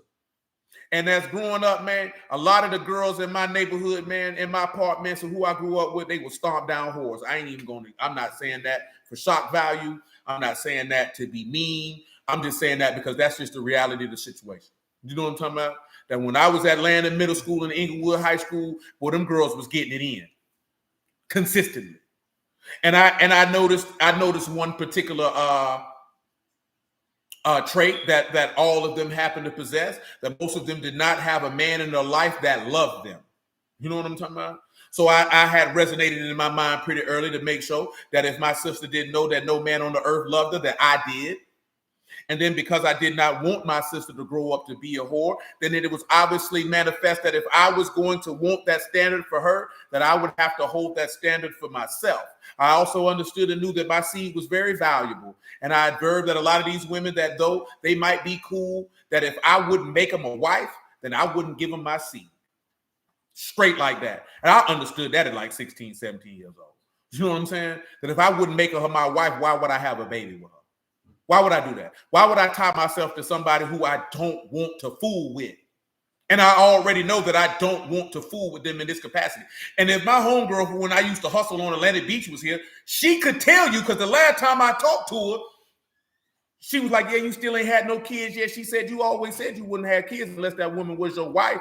Nigga, she knew this, and I was 21. And she still remember that. And when she said that to me, nigga, it was damn near 20 years later. So I'm just telling you this here, man, that I always thought like this. You know what I'm saying? I always thought like this. I'd rather get me some money. So I understood that it was more important for me to build myself up as a man. Now, secondly, I saw no rhyme or reason to pursue or approach a woman at all. You know what I'm talking about? Approach her for what? I'm not convincing someone to like me. You either like me or you don't. You know what I'm saying? And if you like me, I observe early that if a woman likes you, she will give you signs and cues that she likes you. Now, just because she gives you these signs and cues don't mean you're going to pull her. But she at least let you know you could come over here and talk to me. You know what I'm saying? No woman who I dealt with in high school did I ever approach. You know what I'm saying? Not one of them. And guess what? My interactions with them were pretty solid for the entirety of me dealing with them. You know what I'm saying? And they still all got love for me to this day. But I ain't approached them. I ain't coming, oh, you fine, let me talk to you. I'm not doing all that. For what? You know what I'm saying? They'll tell you you're a confident man if you can approach a woman. How? You more confident by saying I'm not going to do it. Because I'm focused on me and what I need to accomplish. I'm not focusing on chasing women. You know what I'm saying? I'm sitting here looking at 16, 17 years old. Nigga, we're poor. I need money. I need to come up with something that can sustain myself, that I can have the life that I desire. And I can't have the life that I desire if I'm worrying about how many women I can acquire. You know what I'm saying? Like, there's no way that's going to work. There's no way that that's going to work. You can't obtain objectives and chase women at the same time. You can't. So I made an early decision earlier. I'm going to focus on what it is that I want to accomplish. And then, granted, this here too, Brother Nate, I told y'all this several times. My mama told me when I was 12 that I worked too hard to give my money to a woman because she spread her legs. And Tightwad told me when I was 16, man, get your money, man. Them hoes gonna come.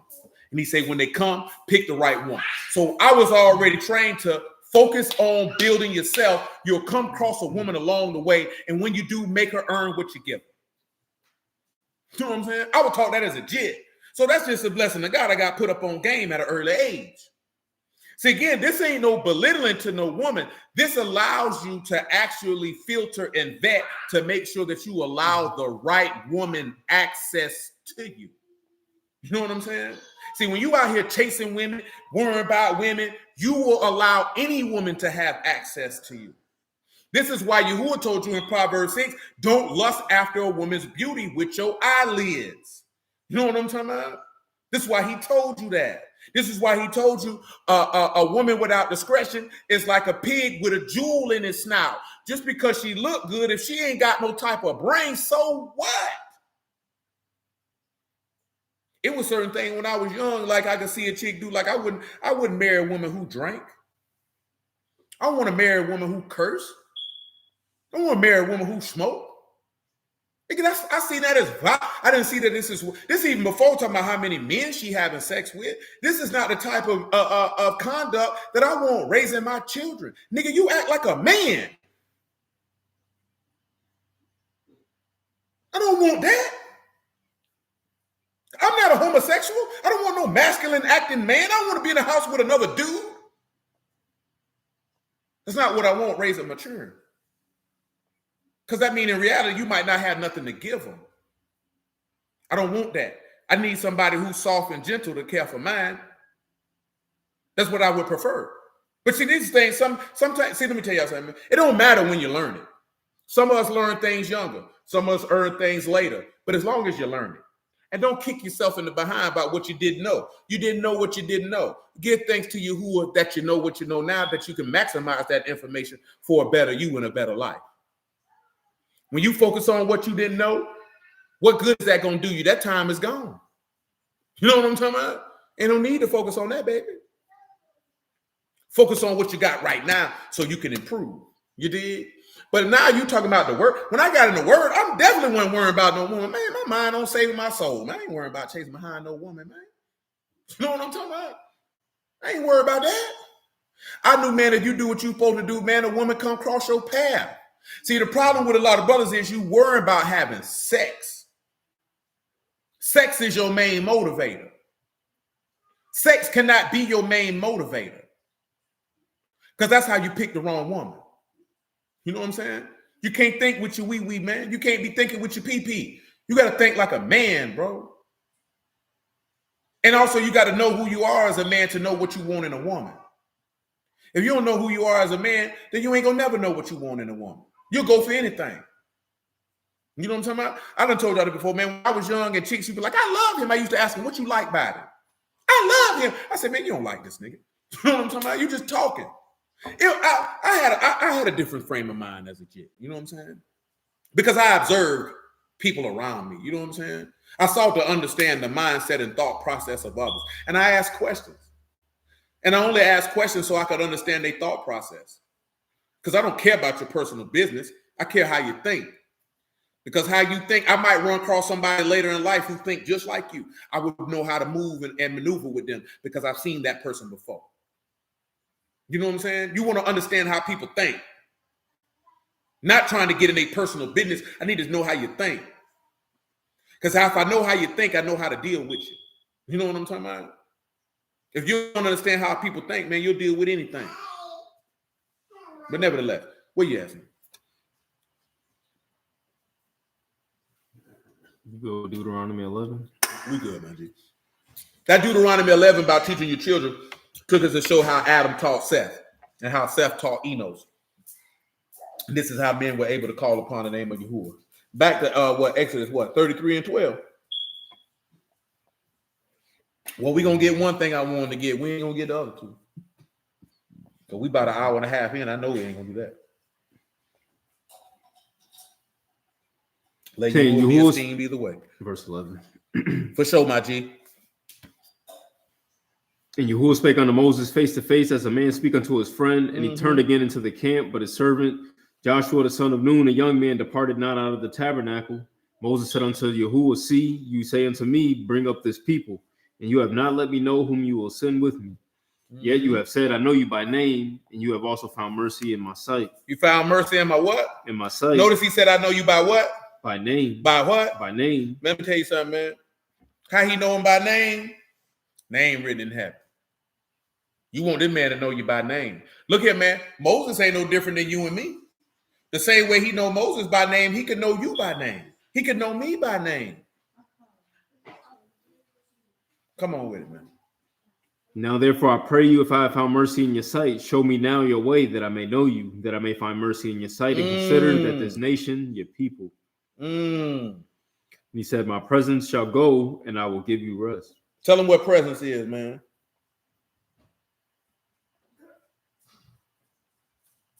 Panim, that's face. My face gonna go before you. Or my presence, my face shall go. And tell him what rest is in that verse, man. Nuak, to rest, to settle down and remain, to have rest. To have rest. Come on. He said unto him, if your presence would go not with me, carry us up. He said, carry us not up. He said, if your face ain't gonna be with it, please don't take us. For wherein shall it be known here that I and your people have found mercy in your sight? He said, how will it be known? Not in that you go with us, so shall we be separated. I and your people from all the people upon the face of the earth. So listen, right? He said, how shall it be known that I and your people have found grace in your sight? Not in that you go with us, so shall we be separated. See, this is how you know that the presence of Yahuwah would be known, that he had grace on us. See, because there would be a separation. If you want to know if the grace of God with you, it's going to be a separation. I was talking about it earlier, man. Because I was asked this here, right? Some of y'all know the conversations we used to have. Y'all don't realize how long ago that was. You know, that's going on about 6, 7 years ago. You know what I'm talking about? See, we can't have them type of conversations no more. You know why? Because y'all not young people anymore. Most of you closer in your 30s now. You know what I'm talking about? So when you take that now, it has to come in that you have to look at yourself in the mirror and say where it is that I can improve. Not lying to yourself, talking about I'm all right, because you're full of crap. Everybody can improve, myself included. There's not anybody. If you can look yourself in the mirror and say I don't need to get better nowhere, you a fool, flat out lie. See, when you say get better, that doesn't mean that you're sinning or you're doing, you know what I'm talking about, a whole bunch of wickedness. It's just looking at that area like, you know what, this area right here, I could get better. It's no difference you in the gym. You're like, you know, I'm good on the deadlifts, but my bench press could be better. You know what I'm saying? I can improve there. I can improve in my form. You know what I'm talking about? See, if you're not sitting back looking at that, if you convince yourself in your mind that there's not anywhere that you could get better, that means you trash all the way around the board. That means you suck. You know how you know that? Because you ain't even like you can't even be honest with yourself to have an honest assessment. That means you don't even care to get better. That means you never cared to get better. Because when you want to get better, you look at every area of your life and look to see where you can improve. You know what I'm talking about? See, I ain't gonna call nobody name on this camera, man. I ain't gonna do y'all like that. But in some of y'all, I can see that you have improved just by observation. See, Johnny Go say every night he evaluates himself. Some of y'all I done seen where you improved just by observation, and I don't really care how you got there. I don't care if somebody else told you that. I don't care if it was a word that heard that convinced you to do it. I don't care if it's just something. It don't matter. It's the fact that you saw somewhere where you could get better, and you decided that I'm going to do that, and I'm going to put in the work necessary in order to improve. That's why earlier today I told them boys in the clubhouse, I say, man, look here, man. I really don't care nothing about what y'all arguing about today. I say, but let me say this. If you haven't done any calisthenics today, not a push-up, not a dip, not a pull-up, not a chin-up, if you ain't picked up a free weight today, a dumbbell, a barbell, hell, a doggone resistance band, if you haven't went on a brisk jog, a nice stern walk, get your maggot, fat, sloppy behind up and go exercise, nigga. Now, a good brother say, yeah, that's some good advice, man, for your health. I say, I didn't tell y'all to do that for your health. I say, man, I told you to do that because when I got in the word, I was already training. Now, I seen parallels of the discipline of training with the word. That boy said they picking up donuts. That boy, that's stupid. And I say, and I believe that every man ought to participate in something along with the word that is an active discipline in order to improve himself. I believe every man should do that. I don't care if it's working out. I don't care if it's jujitsu. I don't care if it's boxing. I don't care if it's karate. I don't care what it is. You know what I'm talking about? Anything that would require you to implement some manner of discipline, I would encourage every man to do so. Because every man needs to be a part of something that requires discipline that forces him to improve in a particular area. You know what I'm talking about? Every man should be involved in something where he has to constantly work day in and day out to improve, that he can never say he mastered the task, that it would always be a continuing process of evolving, maturing, and pushing and striving for greatness, that he would go each day to push himself to be a better version, to excel better than he did the day before. I believe every man should do it. You know what I'm talking about? That's just my personal opinion. That ain't no word. I just believe every man should do it. And I personally believe that along with the word, that being involved in that type of discipline could accentuate the word in certain areas. Because at least for me with the gym, I get a lot of word in the gym. You know what I'm talking about? I have over the course of 12 years, a lot. You know what I'm talking about? That's just my personal perspective. You don't have to do it. You don't have to agree with it. This is just my personal perspective. That's why I said any type of discipline. It don't have to be weight training. You know what I'm saying? It's just something that requires discipline, because the word is an active discipline. It helps develop manhood, and it's a level of discipline and things that you can learn that you can pass to your son. You know what I'm talking about?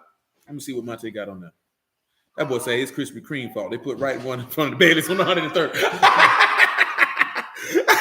It's damn sure there too with a Wendy's, nigga, and a Popeyes. They say, hey, man, you ain't got to come in here and work out. Then you get some chicken and some nuts. Donuts, that is. You know what I'm talking about? Johnny Go said, nigga never regretted a workout. It feels great after. Yeah, it's just, and you can see that when you go to looking at the workout. When he tell you to take up your stake and follow him, when he say to take up your stake daily, this is a daily discipline. You know what I'm saying? Every man should be involved in something that requires him to be disciplined. Because this is what's going to require you to look at on where you can improve. Because if you're involved, when you deal with bodybuilding, right? Bodybuilding is a never-ending journey. You know what I'm talking about? Because you could get to the point where you be like, I'm strong, but you be like, but I could be leaner. I'm muscular, but I could be stronger. You know what I'm saying? That's if you're really serious about it. You're going to always come in here and say, how can I be better? How can I be more explosive? How can I do this better or get stronger? It's always like that. You know what I'm saying? It's always like that. So as a man, you want to make sure that you are participating in something that is going to push and challenge you to be better. along with the word. Because the word is enough to do what it's on its own. But along with the word, you need to do that in natural areas of your life also. It's like you could never regret resisting sin. Absolutely. But you regret it if you sin. Absolutely. Because I'm going to tell y'all something. And those in here who know me know, well, I've been training for almost 17 years. And I can literally count on one hand how many times I did not want to go work out. You know what I'm saying? It is the highlight of my day. I look forward to it. You know what I'm saying? Some days I dream about it. Some days while I'm working, I visualize it in my mind. You know what I'm talking about? Like straight up and down. Like especially when I was used to do heavy deadlifts, I'm already visualizing in my mind me pulling that weight. I'm already seeing myself do that before I even get there because I'm looking forward to doing it. Niggas be looking at me, you finna go to the gym? Yes, I am. After all this work we did, what is your point? What is your point? I've been waiting to go to the gym for 3 hours, nigga. I'm mad I gotta take you niggas home. This nigga know, I asked this nigga to take these niggas home so I can go to the gym so I can get there sooner.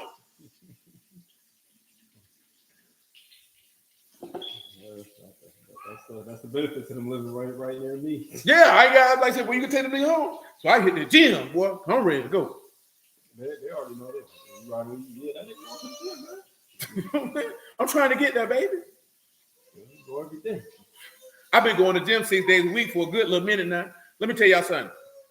I worked out 3 times on Sunday, if you count the cardio. 2 times on Monday. You know what I'm talking about? And every day this week. You know what I'm talking about? Tuesday, Wednesday, Thursday, and the day. The only day I ain't gonna work out is the Sabbath. I guarantee I ain't working. I don't even think about lifting no weights on no Sabbath. That don't even run across my mind. You know what I'm saying? I don't even think about it. I used to work out Saturday nights, but I ain't really did that on a regular basis in a long time. You know what I'm saying? But that was because my life predicated that I needed to work out on Saturday nights. You know what I'm saying? That's why that was the case. My life don't predicate for me to do that no more. You know what I'm saying? Trying to say with my clients, they got some faith parallel to the word. Always come into play without fail. Definitely. I love the gym after work. Yeah, you're definitely gonna sleep better. I sleep better because I take melatonin. I take muscle recovery melatonin. I do for a long time. Because that's where you burn your fat and build your muscle. Let me tell you something, man. I told you, man, the word is just like working out. It's boring. See, you want to know how. Now, let me tell you something. It's hard to be super, super lean with muscle and you're not on steroids. You know what I'm saying? My man's hit me up the other day and asked, should he get on TRT? I was like, you need to talk to your doctor about that. You know what I'm saying? I can't tell you to get on testosterone replacement therapy. You need to talk to the doctor about that. You know what I'm saying? But I ain't on nothing. You know what I'm talking about? So, yeah, you know, it moved different. You got to eat a particular way. You got to take your behind to sleep. You know what I'm saying? You need at least a good 6 to 8 hours of quality sleep every day. You know what I'm talking about? If you want to maximize recovery. But that's another conversation for another day. Holla at me another day. Niggas already know 2 things I talk to you about. That's lifting weights and that's smelling good. Because I was in the barbershop, it was a nigga in there selling fragrances today. That nigga say, boy, that's the one you want to talk to right there. You know what I'm saying? Yeah, man, you want to talk about fragrance? We talk about fragrance. I love it. I enjoy it. It makes me happy. So does lifting weights. You know what I'm saying? And so does the word. We talk about all 3 of them. Don't make no difference. We can talk about them together if you want. But come on with it, man. Exodus 33 and what? 17? Mm-hmm. And Yahuwah said unto Moses, I will do this thing also that you have spoken, for you have found mercy in my sight, and I know you by name. Okay, yeah. And he said, I beseech you, show me your esteem. And he said, I will make all my goodness pass before you, and I'll proclaim the name of Yahuwah before you. I'll be gracious to whom I will be gracious, and will show mercy on whom I will show mercy. This is one of the hardest parts for a lot of people to realize. That mercy is with Yahuwah, is not in the law. And you don't get to dictate who he show mercy to. He show mercy to who he want to. He show love and kindness and pity and compassion to who he want to. You don't get to make that choice. That's why you can't fool around with sin, because you don't know if he going to show you none. Go ahead, man.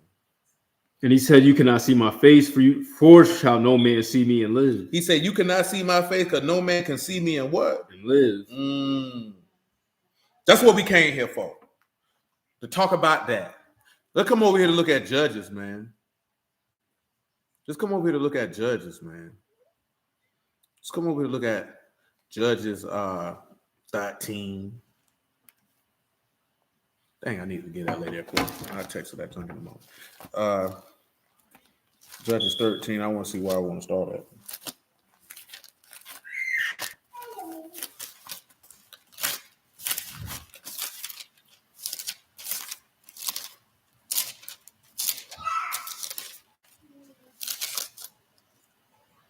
So you can make it. You can start at verse 1. I'll move around. And the sons of the Asherah did evil again in the sight of Yahuwah, and Yahuwah delivered them into the hand of the Philistines 40 years. And there was a certain man of Zorah, of the family of the Danites, whose name Manoah, and his wife barren, and bare not. Malachim. Or Yahuwah appeared unto the woman and said unto her, Behold, you barren and bear not, but you shall conceive and bear a son. Now beware. I pray you, and drink not wine nor strong drink, and eat not any unclean. For lo, you shall conceive and bear a son, and no razor shall come on his head, for the child shall be a Nazarite unto Elohim from the womb. And he shall begin to deliver Yasharol out of the hand of the Philistines. You have to realize, son, and this is another conversation. Yahushua was a Nazarite from the womb. When you're talking about a Nazarite, you're talking about somebody who had been separated under Elohim. You know what I'm talking about? But that's another conversation for another day. Come on with it. Then the woman came and told her husband, saying, a man of Elohim came unto me, and his countenance like the countenance of a Malachim of Elohim, very terrible. Tell him what terrible means. She said, boy, man of God came to see me. Boy, he looked like a Malachim. Boy, his face was scary. Terrible is. That's Yahweh, to fear, to revere, to be afraid. This afraid. Let me tell y'all something, man. And that woman seen a Malachim who was coming to bring her good tidings, and she said, boy, his face made me scared. I don't know how y'all think y'all gonna see an angel and hug him. Hold on, Johnny, go say facts. Gotta fear him so much you don't even want to sin. Then he gotta fix his mind. If I go out here sinning, yeah, you have to believe that. You have to believe that. If you got your mind fixed that you can go sin, man, then you can't be shocked when he kill you. See, that's what that Ezekiel 33 is about. When he say, if the righteous man trust to his righteousness and go get sin, none of the righteousness that he's done shall be remembered. Before in his iniquity he shall die. Because you can't get to the point where you trust, well, I've been keeping these commandments, I've been doing this, so I can go do that. That's a recipe for disaster. That's a recipe for disaster. Because then you would have to ask yourself, why do you even think like that? See, it's a lot of times, man, especially right this here, right? Because some people be like, man, how he preach? I bet he just go off on people. No, I'm not going to go off on you. What purpose or rhyme reason would that be for? You'd have to do something very, very egregious. You know what I'm saying? To the point, like, come on, man. Like, come on. You know what I'm talking about? But for the most part, I want to understand your thought process of how you arrived that this was an acceptable thing to do. Because I've told y'all this plenty of time before. This is why I tell you this, that if your children get out of pocket, that if you could sit down and you could talk to them about their mindset, that means you actually have a genuine care about their success. If I can understand what caused you to think this way, number one, it can put them at ease. It don't mean that they're going to be free from consequences. See, if you slow down and you say, let me talk to this child. Okay, you did this here. Let me understand why it'll cause you to be able to calm down. So your first instinct is not to beat the brakes off this child. Because just beating the brakes off this child is not going to correct the behavior, because you haven't dealt with the root cause of where the behavior is stemming from, which is the thoughts of the mind. See, when Mashiach told you it's not that what goes into a man that defiles him, but what comes out, he was dealing with the elements of the thoughts of the hearts of man. So remember, he tell you that he tried the hearts and the reins to give every man according to his works. He gonna search the heart of man to see what's in it. So when you turn around and you're dealing with your child, if you want to move like Yahuwah move and teach like Yahuwah teach and instruct, i.e. chastise and rebuke like Yahuwah rebuke, then the rebuking is not necessarily, I'm going to beat the brakes off of him doing all that, yelling and screaming. See, at that particular point, you ain't in control of your emotions. You're allowing the actions of a child to dictate how you behave, which means the child has more power over you than you over the child. You know what I'm talking about? At the end of the day, because you're supposed to be the instructor and the guide. So how can the actions of this child cause you to have a conniption to where you're not in control of yourself? Which means that you will not be able to practically dispense proper rebuking and chastisement and correction for the purpose of edification, because edifying is to build up, to correct this child so that this child can make better decisions and actually succeed. So you would want to sit down with this child and ask them questions to understand, well, son, why did you do that? And does that mean that every now and then, hey man, you might have to go ahead and tighten them up. You know what I'm talking about? But see, if you tighten them up because we've already had a conversation about your conduct. And at this particular point, you are choosing to willfully be defiant. You must understand that there are consequences for willful defiance, disobedience, and rebellion. You know what I'm talking about? But if they done something and you want to understand, well, son, what was you thinking about? Because then you can actually deconstruct their thought process and give them the wisdom and the understanding to understand why that type of thought process is detrimental based off the behavior that they have committed and the consequences that said behavior can bring about. You know what I'm talking about? This is what you call effective instruction. This is what you call godly instruction. You know what I mean? See, you can't just be on some, a nigga try me, I'm gonna be. Y'all already know that. I'm not one for nigga raising. Nor am I one for what they call gentle parenting. I'm not for any of that. I am for godly instruction. I do not need to beat this child for any and everything that they do. That is unnecessary. You know what I'm saying? Especially if I'm going to beat a child and I have not actually properly trained, instructed, and guided and given the proper information for them not to behave in such a fashion. I'm really beating this child for my ineptness as a parent, and I'm covering that up because that's what you do. You got to beat them because you ain't did your job. Woe unto you, shame unto you, if you would. Do better. You know what I'm talking about? Instruct better. You can't beat a child for something you never taught them. And there ain't no way around that. You cannot beat a child for something you never taught them. You cannot scream and chastise a child for something you never taught them. Why are you assuming a 5, 6, 7-year-old child is not going to know how to do X, Y, Z? Yahuwah didn't. Yahuwah did not chastise you and bust you upside your head for that which he did not teach you. So why are you doing that to your children and you say you the sons of God? Please explain that to me. Where's your mercy and compassion on he who was made in your image and likeness? Don't you realize that when you look at your son, that's love manifested in flesh and bone? Where is the love for yourself? Do you not realize the woman who you chose to procreate with, that she flesh of your flesh and bone of your bones? Why is you going off on this woman about what you did not instruct her on? Where is the love for yourself? Yahuwah don't do that. Why are you? It makes no sense. Oh, this is empty.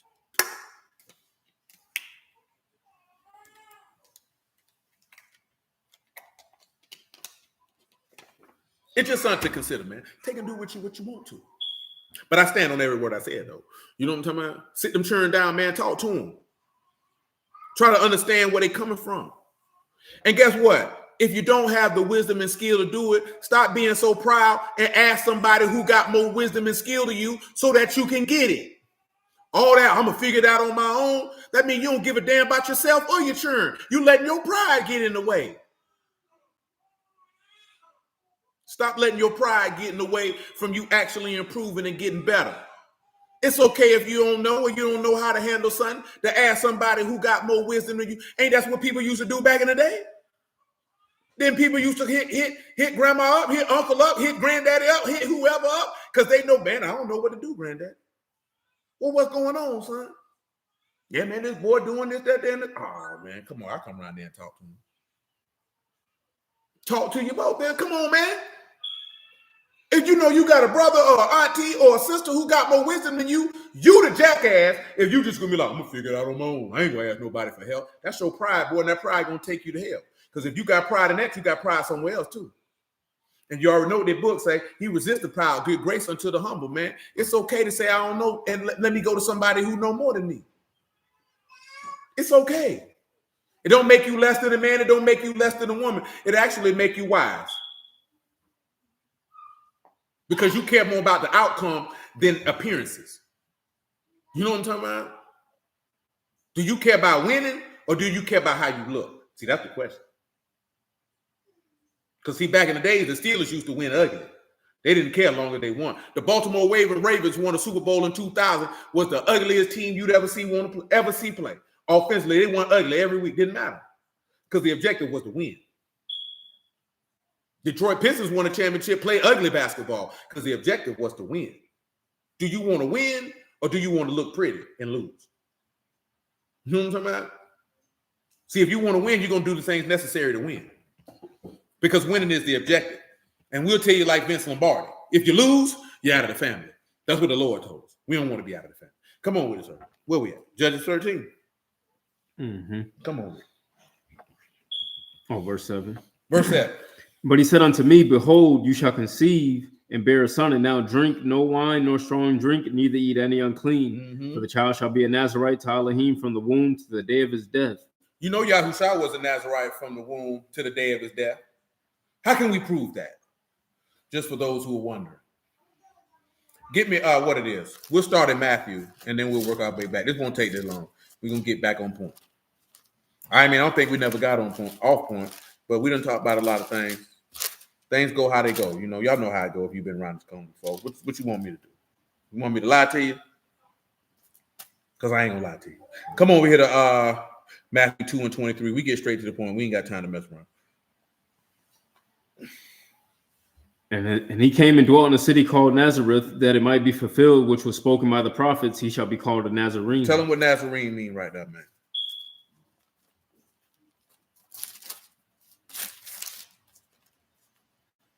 That's a Nazarite. One separated. One separated. Give me Lamentations of Jeremiah chapter 5, man. Might be 4. Let me look and see. I'm trying to look at something else. My bad.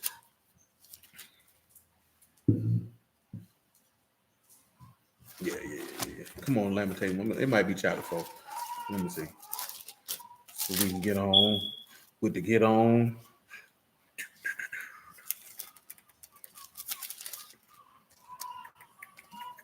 Some of y'all who've been around here, you know what we're finna look at. And some of y'all that haven't, it's okay. Give me Lamentations 4 and 7. We start right there. That ain't what I want. I'm trying to find a verse I want. We can keep rolling. Oh, you know what? It's in the book of Amos. That's my bad. But you can read verse Lamentations 4 and 7. It's in the book of Amos. Say, her Nazarites were purer than snow. They were whiter than milk. They were more ruddy in body than rubies. Their polishing of sapphire. Their visage is blacker than a coal. They are not known in the streets. Their skin cleaves to their bones. It is withered. It has become like a stick. I want you to tell him what purer than snow is, man. Before we go to Amos chapter 2, I believe. Pure as a cock, to be pure, to be bright, to be clean. Her Nazarites were clean. Those who were separated were clean. Snow is shaleg. That's snow. So they were purer than snow, whiter than milk, more ruddy in body than rubies. Look at the visage is blacker than coal. Tell them what visage is, man. He said they ain't known in the streets, though. That's toward a shape, their form, the outline, the figure, their appearance. What's blacker? He said their appearance is what? Blacker is that is correct, good sir. To be or become dark, to grow dim, to be darkened, to be black, to be hidden. To be hidden. He said their figure was hidden. Like coal, because you know coal be hidden in the ground. You got to dig for it, ain't it? That's what you got to do. See, now come on right this here, right? Now let's look at their skin cleave to their bones. What you think that mean? Skin cleaving to their bones, flesh of my flesh, bone of my bone, bone representative of the body. His flesh, he gave his flesh for the life of the world to stick to his body. He said it became withered, though. Tell him what withered is, man. Yabash, to make dry, to wither, to be dry, to become dry, to be dried up, to be withered. That man said if they did these things in a green tree, what shall be done in the dry? Know what he said? Then when they killed him, he became withered. Now come over here to look at Amos. Don Joanne. I'm tired of hearing you cry, moan, whine, whatever you want to call it. I don't want to hear that junk. Amos 2 and 11. And I raised up of your sons for prophets and of your young men for Nazarites. Not even thus, O you sons of Yasharal, saith Yahuwah. But you gave the Nazarites wine to drink. Didn't they give him wine to drink? Wasn't they giving him wine to drink? They say you were Nazarite. Now remember, right? Listen, he drank wine the whole time he was alive, wasn't he? He said, how could he be a Nazarite if he was drinking wine? Because he had already been separated from the womb because you focusing on him drinking the wine. But when it came down for him to be fully separated, did he take the wine? He turned it down. You know what I'm talking about? Because remember, it said that Samson was supposed to be the one to deliver the people, right? And now what Yahushua came to deliver the people, didn't it? Now let's come back to Judges 13. I didn't want you to sit back and look at that, man, because when you're dealing with a Nazarite, man, being a Nazarite is bigger than not drinking wine and not eating grapes and growing locks. Because that's what people think it is. I'm a Nazarite. Look at my dreads. It's not dreads, it's locks. All this stupid stuff we be on. Have you really consecrated yourself? Because guess what? If you in Mashiach and you don't need to take no Nazarite vow. Why would you need to vow to Yahuwah you going to be separated when he says sanctify him with your truth? I sanctified myself with the truth that they might be sanctified by the truth. If you in Mashiach, you already a Nazarite. You don't need to take no vow. He told you let your yea be yea, your nay be nay, and don't make no vow nor in heaven because that's his throne, nor earth because that's his footstool. You don't need to do that no more. But the Lord says, see, shut your silly behind up, boy. The problem is you don't want to be separated. That's the problem. Most of us don't want to be separated because you don't have the intestinal fortitude to be separated. Because most of us want to belong. You want to be a part of something. You want to do what everybody else is doing. You don't want to seem to be different. You don't want to make it seem like you think you better than somebody. If you just serving Yahuwah and doing what it is that you do, and you're not a condescending douchebag, then this person thinking that you better than them is really how they view you because they believe you better than them. And that ain't got nothing to do with you. You got to understand that. If somebody, he think he better than us. No, you think I'm better than you. Let me tell you something, man. When I was young, man, my homeboy Yaya told me this too, man, right before I went to prison. Because I wouldn't, you know what I'm saying, we'll be talking about some stuff, man, and I wouldn't just be telling, no, nigga, you wrong. We'll be having a conversation. I'd be like, nah, bro, that's not what that means. Woo, woo, woo. And Yaya used to be, now I was old, he'd be like, yeah, man, you don't want to go up the road doing that. Niggas get mad. They going to want to fight you. You know what I'm saying? And I'm like, man, I ain't worrying about a nigga doing nothing to me. But I can remember, man, being younger, man, having a conversation with dude, nigga like, man, you think you know everything. I'm like, no. You think I know everything. I only speak on that which I know. If I don't know something, I'm not talking about it. And you know why? Because one, I don't know about it, but two, I was taught not to do that. My big homie told me don't never talk about those things that you don't know because you might run across somebody who do know and he gonna make you look like a fool. So if you don't know about something, it's better for you to be quiet. That's what he taught me, and I live by that. You know what I'm saying? I don't speak on things that I don't know. Indeed, Stanley, I don't speak on things that I don't know. That's why when you hear it, like when this dude was talking about, you don't know about Trinitarianism and oneness modalism, I said, nigga, I don't know what the hell that is, bro. That's why when you hear them dudes talking about that, you don't hear me participate in them conversations. Nigga, I don't even know what you niggas talking about. So I can't even speak on that of which I don't know. I know about word, but I don't know in which the way y'all trying to apply this word, and I don't even care. On top of that, matter of fact, I don't even care enough to investigate why you believe what you believe because it's that irrelevant to me. You know what I'm saying? I don't care what you call yourself, man. You know what I'm talking about? A Unitarian, a Trinitarian, a modal. I don't care what. The only modules I knew about was doggone cars and tests in school. I don't care about that.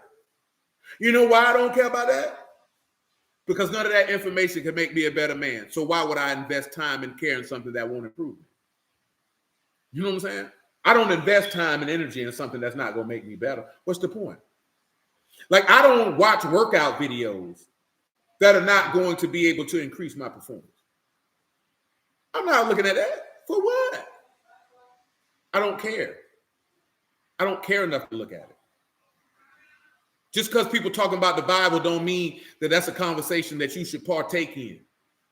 If it's not going, look here, man. Don't the book say to avoid vain talking that does not lead to edifying?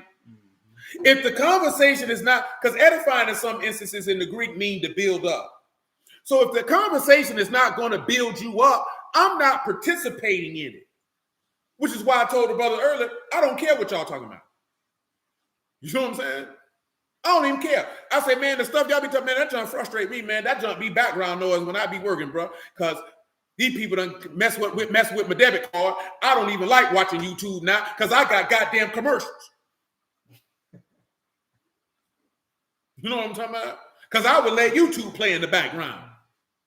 You know what I'm talking about? So y'all got to play in the background because I don't like these damn commercials. But I don't like what y'all talking about either. It made my head hurt. I noticed that you just be in the room just to be in them. Man, I be working. Yeah, I look at time like this. Like definitely at work. Yeah, I just get notifications when you be in there, and I'm like, he ain't talking to this nigga. I'm like, oh, he was talking right now. I'm like, I'm at work. I know the something is just background. It's in my pocket. You know what I'm talking about? Because they ain't talking about nothing. Not nothing that'll cause me to want to speak. Because if I'm gonna talk, then it needs to be of some. Look here, right? This something as men you have to realize, right? When you talk, you want it to be something that is worth you talking for. See, it tell you this in Proverbs, right? A wise man don't give his whole mind; he keeps some back towards later. A fool lays out his whole mind. You know what I'm saying?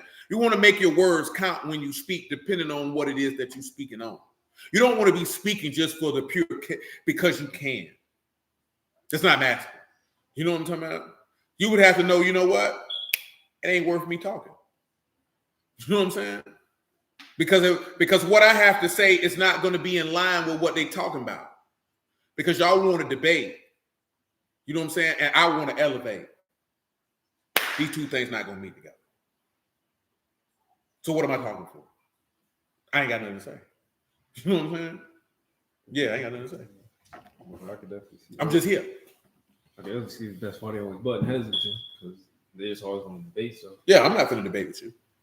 For what? And I'm only telling you this here for y'all because I don't know what circles y'all go in. I don't know where you be at. I don't know who you talk to. You know what I'm saying?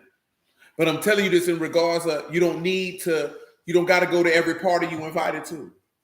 You don't, like I notice in them rooms that when them boys don't agree with something, they be ready to come off their mic. You wrong, this, that, there, and the third. That's feminine. As a man, just because you don't agree with something, you got to let that be known. Oh no, that's wrong. Nah, hey man, shoot. That nigga dumb, man. You keep it pushing. That's not how men operate, man. That's not, you know what I'm saying? No, you don't have to do that. You know, the man say if a man be ignorant, let him be ignorant. You know, it's okay to let somebody be in the state that they in. That man said, let them alone. They be blind leaders of the blind. And if they both be blind and they fall in the ditch, it's okay. You ain't got to correct every bad doctrine you hear. You don't have to be in every argument you hear. You don't have to. You can be man enough to walk away, baby. Be a man. Be a man. Ain't that what the book told you? Gird up your loins and show yourself a man.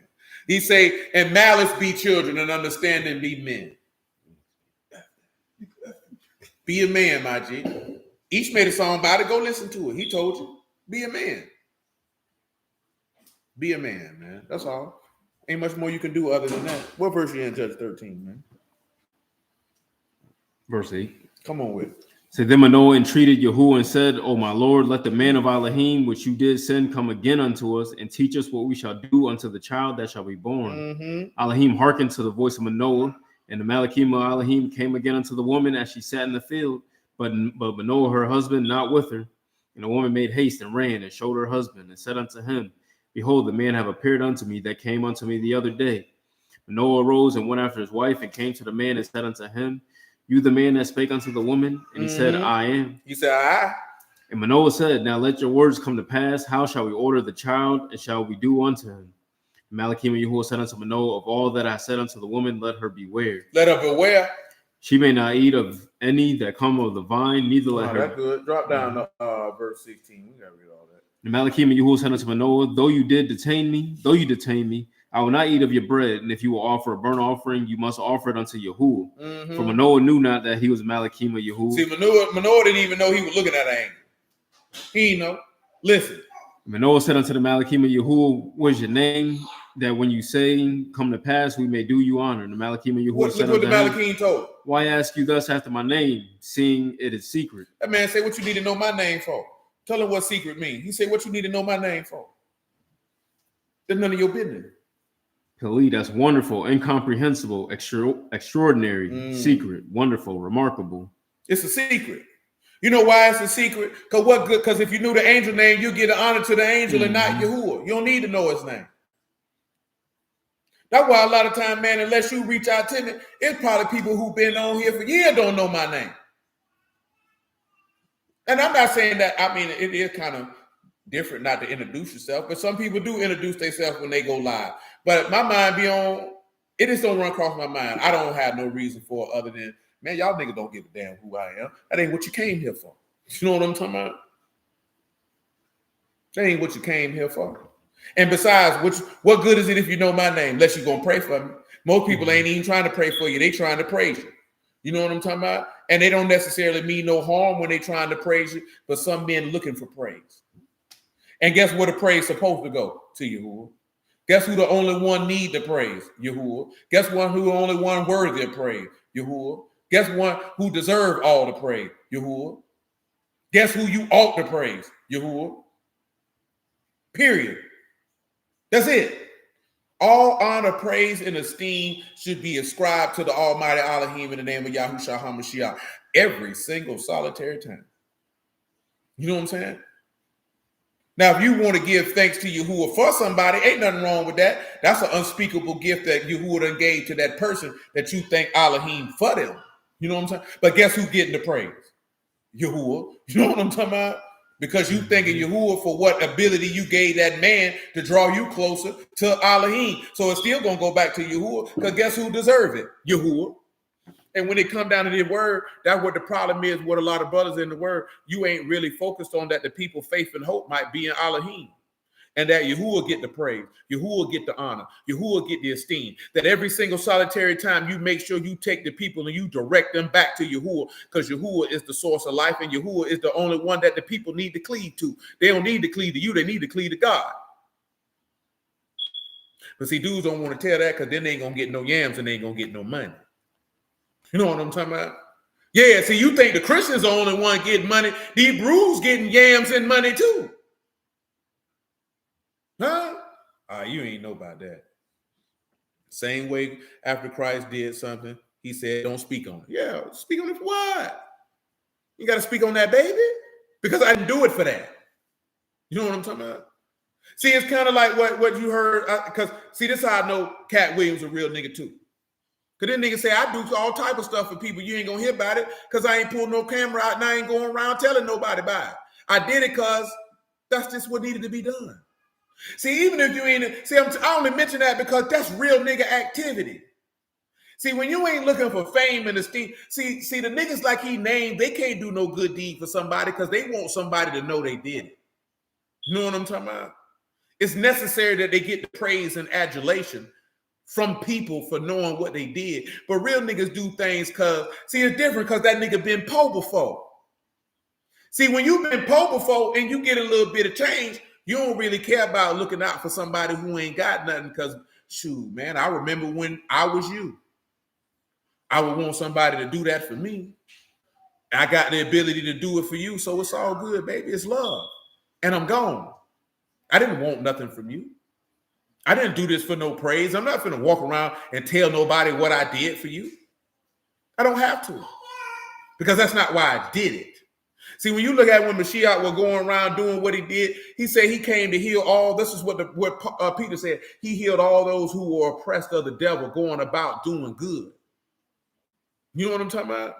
He did it because that's what needed to be done, to relieve the afflicted, to free the oppressed. You know what I'm talking about? To bring freedom to the prisoners, baby. I did that for the people. I ain't did that for no fame. Too many niggas want to do their word for a name and some fame and a little bit of change so they can rub on the latest booty, man. That's all these boys trying to do. But y'all don't want to, you don't care nothing about it because that's a Hebrew. We can't look bad in front of the Gentiles, nigga. Screw you and them damn Gentiles, nigga. What about your fact that Yahuwah looking at your funky, wicked behind, nigga? Why you niggas don't never think about that? You always worry about how you looking in the eyesight of man. Yahuwah looking at you, boy. You don't care about him watching. You only care about how the Gentiles look at you. I don't give a damn if you a Hebrew, nigga. I will call your goofy behind out to your face, nigga. That just don't mean nothing to me, man. You won't hit me with that doggone, we supposed to stick together because we Hebrews and we black. I stick with Yahuwah. I don't know what you talking about. Because if you ain't never came around this corner before, I'm not pro-black or pro-Hebrew. I'm pro-Yahuwah. If you against Yahuwah, nigga, I don't care what you is. What? I promise I don't. I promise I don't. I don't give passes and lashes to niggas who know they're Hebrew and you wicked as hell. I bet you shoot lying to me. Shoot, man, my daddy roll in his grave. You know what I'm talking about? My granddaddy roll in his grave. My big homie will come out the Gulf of Mexico and slap the taste out my mouth. You know what I'm talking about? From his watery grave. Believe that? Absolutely not. I don't care about none of that. I wasn't ever raised to be like that. To overlook what's right for solidarity of color, that's retarded, bro. You got to go with what's right. And if a nigga on the wrong side of right, then he need to be called out. You don't try to cover it up. That's sucker stuff. That's not Yahuwah. You don't cover up wrong to spare a nigga image. Get the hell out of here, man. What the hell kind of junk is that? I mean, don't you know that man say if you caught a nigga doing something, you were supposed to be the first one to stone him? Don't your law say you supposed to have been the first one to bring it? But y'all niggas know niggas around here touching on little girls, you want to cover it up. You know niggas out here stealing, you want to cover it up. You know niggas out here sleeping with niggas' wives, you want to cover it up. You want to cover it up. No, we can't air our dirty laundry in front of the Gentile. You lying to me. Say truth don't need no motive. That's right. You're lying to me. That's not godly. That's not what Yahuwah do. No, Yahuwah say, I'm going to put you right on blast in front of everybody. Ain't that what he said? Oh, what you? Well, he put David, he say, since you did this in private, what he say? I'm going to take all your wives in the side of the sun. He ain't cover up what David did. He let everybody know what he did, didn't he? And I guarantee you, ain't none of y'all boys on David level. So if he ain't spared David, I don't know how the hell you think you supposed to. And you be covering for these niggas. Because you don't want to look, nigga, what the hell wrong with you, nigga? You sound stupid as hell. Yeah, I said it. You know what I'm talking about? You sound dumb. That ain't what Yahuwah do. You think Yahuwah cared about how I was going to look in front of the nations? You think he cared? Because you didn't care. See, that's the point that pissed me off. You didn't care about how what you did would look in the eyesight of sinners. You didn't care how it would look in the eyesight of Yahuwah. But I'm supposed to care? But I'm supposed to care. If you didn't care enough not to do it, why the hell I'm supposed to care? Somebody please explain that to me. Expound, elevate. You know what I'm talking about? Reveal. Please let me know why I'm supposed to care when you did. Please, somebody let me know what I'm missing here. Maybe I done smoked too much weed in my lifetime and it burnt out all the brain cells I had in my brain and I can't think critically. Please explain to me, why should I care when you didn't care? You shut that. You look here. You square-headed baby.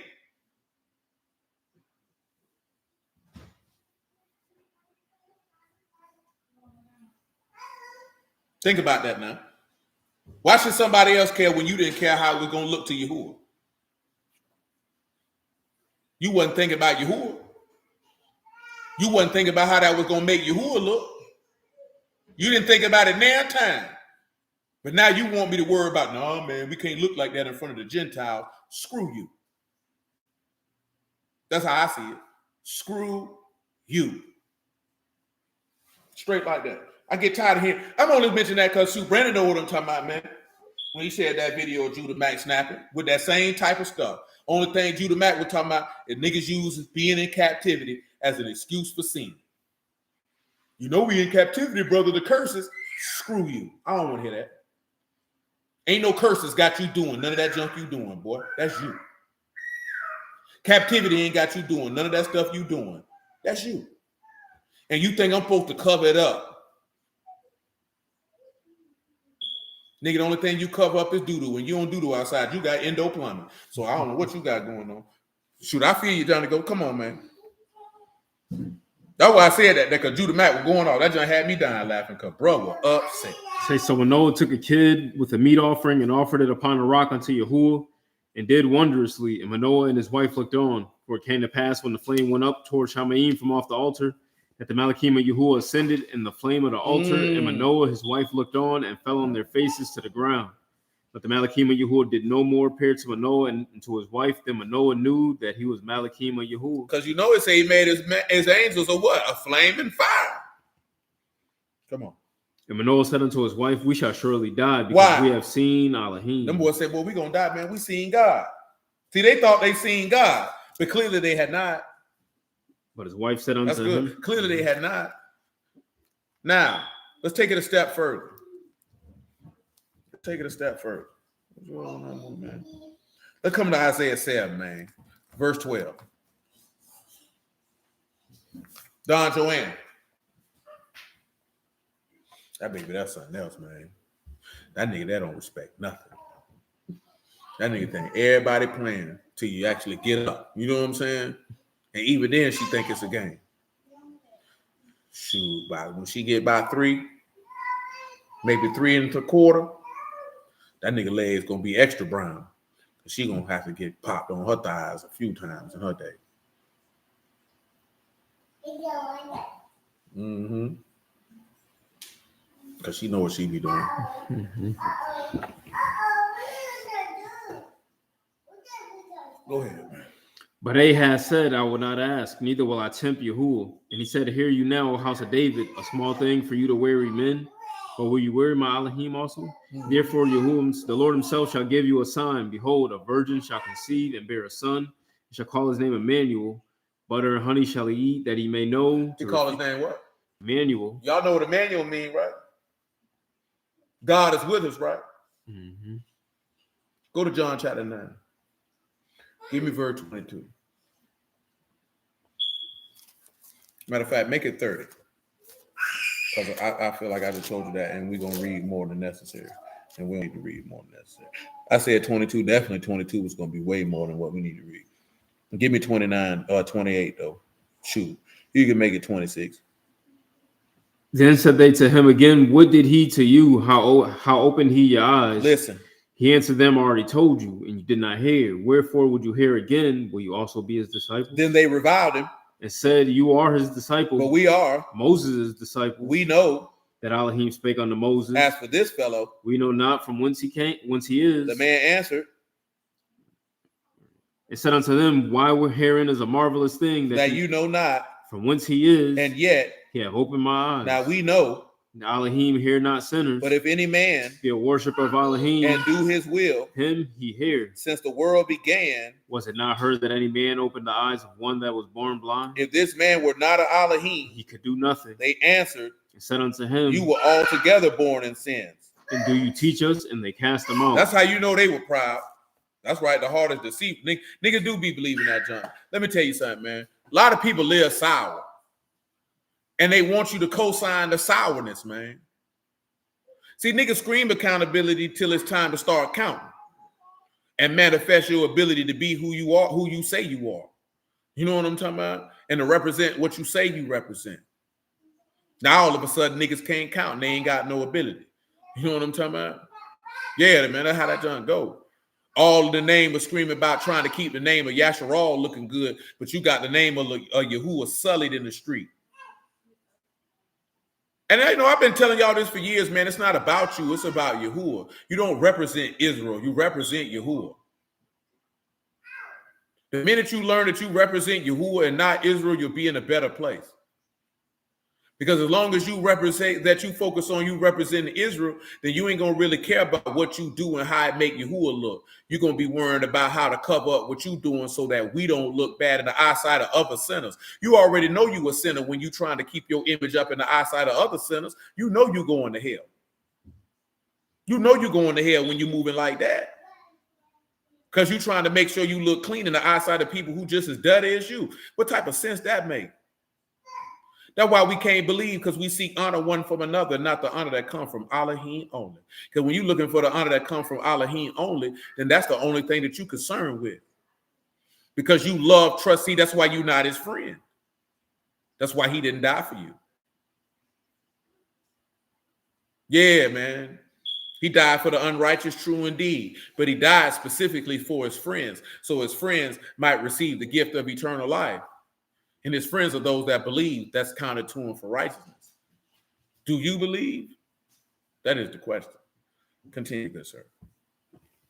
Yahushua heard that they cast him out, and when he had found him, he said unto him, do you believe on the son of Elohim? Mm-hmm. He answered and said, who is he, master, that I might believe on him? Listen what he said. Yahushua said unto him, you have both seen him, and it is he that talked with Notice you. that he said you just seen him, and he said earlier that he would be called Emmanuel, which means what? Elohim is with us. God is with us. Don't you realize that they looked at God and lived throughout Matthew through John? Y'all do realize that, right? You see how that worked? And you know why that worked? Get me Romans 8:1, how they was able to see Elohim and live. Say, therefore, now no condemnation to them which are in Hamashiach Yahushua, who walk not after the flesh, but after the Ruach. Mm-hmm. For the law of the Ruach of life and Hamashiach Yahushua had made me free from the law of sin and death. For what the law could not do, in that it was weak through the flesh, Elohim sending his own son in the likeness of sinful Condemned flesh sin. in the flesh. Paul, and this is how you get to the state to where Adam could look at Yahuwah in the garden and still live. You see how that works? That even in a state of lessness or lowness, that he could still behold him. You see how that works? But then it get taken a step further. Of course, you know, now you'll be able to see the Father. You can give him Revelation 22:1 on the house. Because I ain't going to be able to get to the... Well, I did have another point. might start it now. He said, and he showed me a pure river of water of life, clear as crystal, proceeding out of the throne of Elohim and of the Lamb. In the midst of the street of it, and on either side of the river, was the tree of life, which bare 12 fruits and yielded her fruit every month, and the leaves of the tree for the healing of the nations. Healing of the nations, baby. And there shall be no more curse, but the throne of Elohim and of the Lamb shall be in it, and his servants shall serve him. And they shall see his face. They shall see his what? His face. His who? His face. And his name in their foreheads. And the name and the... Oh, that's what I had in mind. It's two things, man. I got a little bit of time because I might can run these 34 minutes. I want you to go back to Genesis chapter 3 and give me verse 17. I got time. And these are just, I ain't gonna say minute points, just some little side points here and there. You know what I'm talking about? Saying unto Adam, he said, because you have hearkened unto the voice of your wife and have eaten of the tree which I commanded you, saying, you shall not eat of it, curse the ground for your sake, and sorrow shall you eat all the days of your life. Thorns and thistles shall it bring forth to you, and you shall eat the herb of the field. And the sweat of your face. Thorns and what? Thistles. Thorns and what? Thistles. Tell them what thorns is, man. Give me the characters more specifically. Got Kuf, U, and I think that's Sa. Kuf, U, and Sa. You know what I'm saying? So guess what? The way has secured you to light or life. You know, and it just means thorns. Why is these thorns important if this is a curse? Why is these thorns important? I talked about it a little bit. Give me 2 Corinthians 12. Is it 12? I think it's 12. It might be 13. I ain't got that page in my Bible. Give me a second, I'll tell you. I still want y'all to think on why these thorns are important. Yeah. 2 Corinthians 12, man. You can go verse 6. Can anybody tell me why these thorns are important as it pertains to Genesis chapter 3? Yes, Joanne. You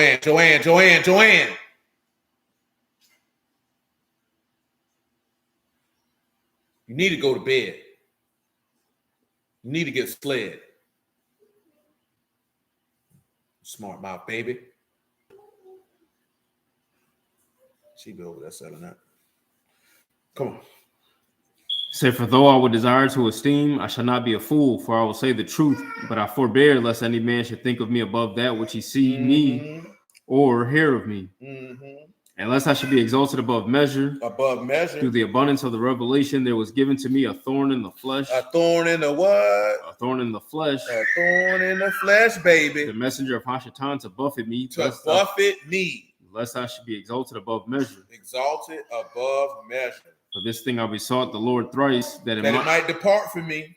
And he said unto me, my mercy is sufficient for you. For my grace is made perfect in weakness. That's right. Most gladly, therefore, will I rather esteem in my infirmities, that the power of Mashiach may rest upon me. Therefore, I take pleasure in infirmities. In reproaches, and necessities, and persecutions, and distresses for Hamashiach's sake. For when I am weak, I am strong. I want y'all to keep that in mind with them curses of thorns and thistles and the sorrow of the ground, because we ain't even touched that like we need to touch it. Pause. You know what I'm talking about? So listen. Why are these thorns important? Yeah, important to keep one humble. But let's take it, indeed, sir. Indeed, good sir. But let's take it, let's swing over here, man. Swing over here, if you would, to John 19:1. Keep on.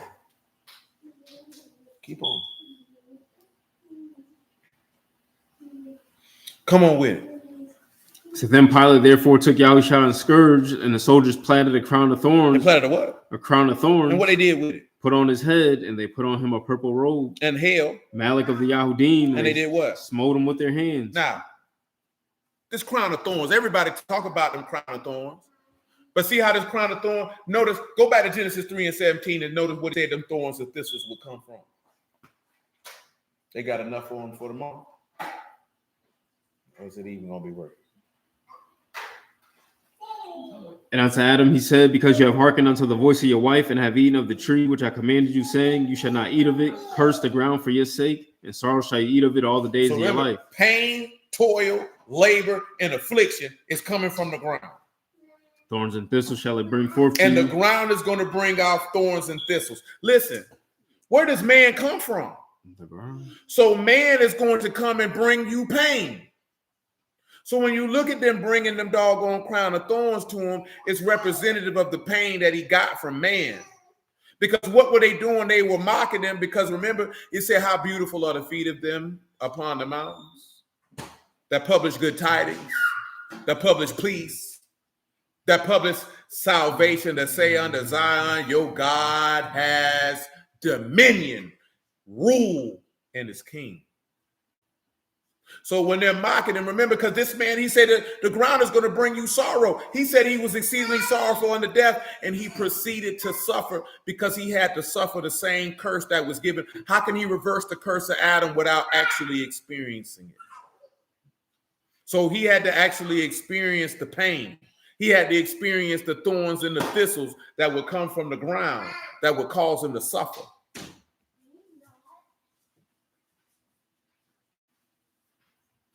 Just move. Why are you doing all that? Move. You're too big for that. You're too big. And then at the least, if she's doing all that, you need to get in the door. Because clearly you can't handle it. And that's okay.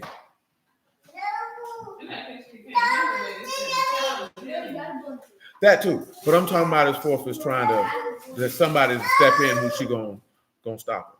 But she's definitely an agitator of the highest order. So can't nobody sit down for 5 seconds. But I also believe that she knows that it's an agitator.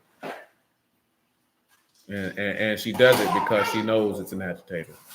And I think this is how she amuses herself, which is a weird way for a child of her stature to amuse herself. Because you wouldn't think at that young of an age that she would have the type of thought process.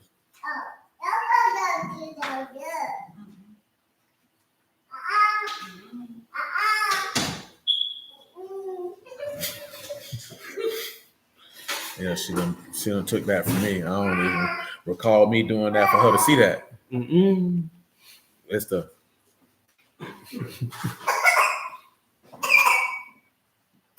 cause see, I ain't do my cousin like that. You know what I'm saying? That nigga be giving much hell, nigga. You know what I'm talking about? What they say them cat pack hell SRT. She give that nigga that hell. Then she coming to give us some more.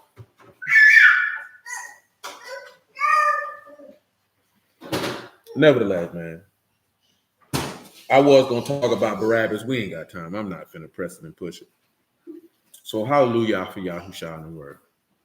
I appreciate y'all time, man. I bless you out the house of Elohim in the name of Yahushua, man. I love y'all and I appreciate y'all. Yahuwah willing, man, we'll be back at it tomorrow, man, about 2:15. Prayerfully, we can go ahead but we still need to do Job 28, back to Genesis 47, and Leviticus 25. To tie in what we just concluded with the thorns and the thistles, as forth as the curses of the anguish and pain that he cursed man with because of his sin. You know what I'm saying? And of course, I know we read Wednesday, he say, be of good cheer, because in the world you'll have tribulation, but I've overcome the world. To think that you're going to be in this world and that you're not going to have some type of pain and suffering, that means that you're saying that the word is a lie, because that's what he said. Yes, sir. Yes, sir. Tenfold. Because that's what he said, yo. That's what he said. Shalom, my G.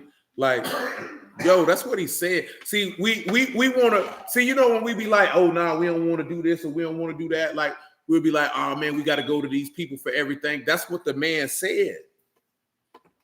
Like, you think you can reverse his word because you don't like it? Or because it doesn't benefit you in the fashion that you want it to benefit you? That's not how this works. Because though as an individual, you may not be in sin, this people is in sin. So therefore, those curses and punishments are going to remain in effect until things are completed. But instead of doing that, you want to try to over upset the apple cart and move accordingly. And that's why these people keep falling on their face. And then on top of that, man, that's why I even mentioned that with Cat Williams, man. It's another thing why these people don't stand up, because you've been doing it from the jump street. You love the fake and you hate the real. The man told you that in Amos. They hate them that rebuke in the gate. He said he'll send you apostles and prophets and you'll slay them. These people ain't never liked the real. They never supported the real. They don't like the authentic and those who stand on righteousness, virtue, honor, and respectability. These people ain't never like that. You like the fake phony niggas, man. You want to, you like to go along to get along, and you like the New Jack Swing on sucking niggas nuts. At the end of the day, these people's always been like that. You know what I'm saying? And y'all think it's different because it's a new day. Y'all like busters. And these people like busters because the majority of our people are busters. To be honest. Majority of our people are straight suckers. See, being a real nigga, if you would, being a real Yahoo Deem ain't got nothing to do with being tough.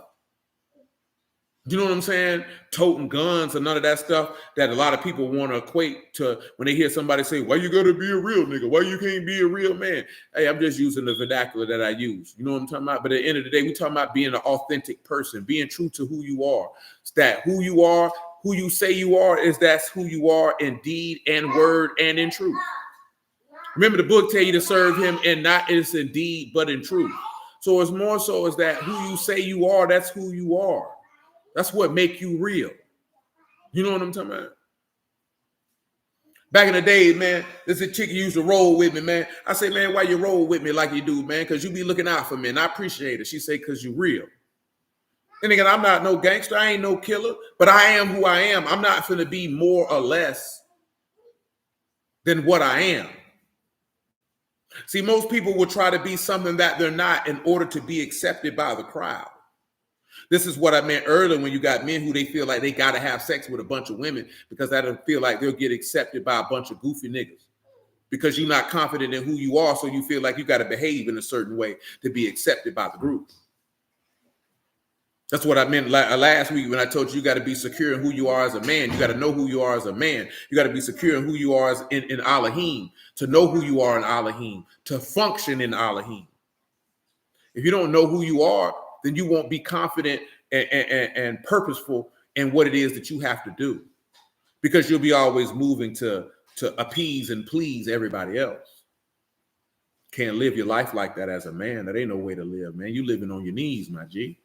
You living at the will of others and not the will of Yahuwah. That ain't no way to live. That ain't no way to be. It's not. It's really not. You know what I'm saying? So you have to realize that, man, that you just have to be authentically you. Hey, man, if you weak somewhere, it's no big deal. Look at, man, I told you before, right? I told a couple dudes this here. They be like, man, you always talking about people can stop sinning, bro. I respect a man more, just like what it said in Luke. I respect a man more to say, boy, I got a porn problem, bro. You know, I'm trying to get right, but I struggle with that. Then the niggas who act like, of course, y'all know, I ain't got to call the name. Nigga used to post all the time about niggas beating their meat, and then you at the house beating your meat. We don't respect that, because you could just say, hey, bro, man, shoot. When I be making them posts, bro, I be talking about myself, boy, because, boy, I be halfway blind at the house. You know what I'm saying? I could respect that more, because at least you know that, hey, I'm weak in this particular area, and I'm not too proud and arrogant to say, you know what, I need help. Man, when I used to be in the street preaching, man, I remember a lot of them young boys used to tell me, man, he's like, man, what you saying, bro? That's hard, man. He said, man, I'm weak for them women, bro. That's my weakness. See, if somebody who can say that, that means at least he knows that where he need to get better at. That means he might actually have a mind to say, you know what, I got to overcome it. because he can acknowledge that I'm not strong in this area. But of course, this is also somebody who wasn't acting like they was already in the word and pious. You know what I'm saying? Or Zadok or righteous or clean or kadosh. See, a lot of us are getting the word and then you still struggling with X, Y, Z, but you want to present yourself like you're not dealing with that. You know what I'm talking about? Like I say, man, this nigga, you at the house going blind, boy. A lot of y'all know grooves, boy, and you know these boys around here running through them women like diarrhea. Running through them. Ain't nobody saying nothing. You got a lot of women in this word that find reasons to not obey their husband. And you got buster niggas who ready to tell them how not to do it. Then you got sucker niggas who want to rule like a doggone despot. You know what I mean? All type of stuff, man. You know what I mean? Because you're dealing with internal stuff. And you just won't say that. Because niggas are respect it mode. You know what I'm saying? It been brother around here be like, yeah, man, I done mess around and smash mode lady this, that, and the third, instead of acting like lying about it and acting like that ain't what you did. All right, man. Don't put yourself in that position, man. I understand. You a man. You like yams. I understand, baby. I understand. That's your man. You like them. You know what I'm talking about? I get it. Just don't put yourself in that position. But when you acting like, hey, man, I'm did that there, come on, my G. Come on, man. Don't live your life like that. Like they used to say up the road, man, don't do your time like that. Some of y'all on here doing your time, man. You're making your time hard. Pause. You know what I'm talking about? Don't do your time like that, man. Don't make your life harder than it need to be. You know what I'm saying? Some of y'all around here hard like a 9th grade boy in math class with nylon sweatpants on. You know what I'm talking about? I was telling that that's why I don't wear pants. Well, when we were young, man, I'm like them to touch it. No, sir. No, sir. I'm talking about because you know niggas used to wear nylon sweatpants and you know what I'm talking about? Suits like that back in the day. You know what I'm talking about? And then you mess around with them things, you move wrong, boy. You like this here, yes, sir. And now she want to call on you in class, talking about stand up. I'll pass. I'll pass. You trying to embarrass me, man. Because now everybody want to know why you got all this blood flow. You know what I'm talking about? What you got going on? You pervert? You know what I'm talking about? But yeah, man, all jokes aside, man. Don't make your life hard, man. Don't make life harder than what it is, man. You can't never improve when you don't acknowledge where you're weak at. How can your brothers carry your burden and give you strength? You know what I'm talking about? If you can't even acknowledge where you're weak at. There's no way that it can be done. There's no way that it can be done. You know what I'm saying? End of the day, man, it's about saving your soul alive. Man, I've been telling y'all that, man. Put your pride to the side, baby. Put your pride to the side.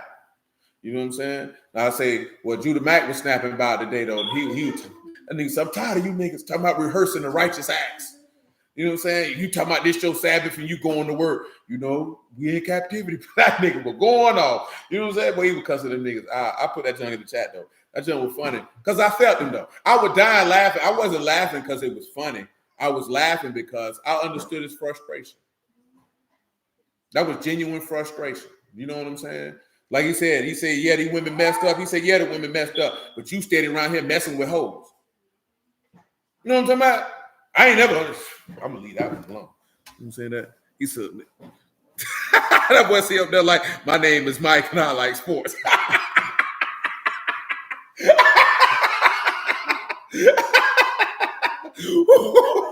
Hey, listen. There has to come a point. And this, I don't care if you're in the word or not.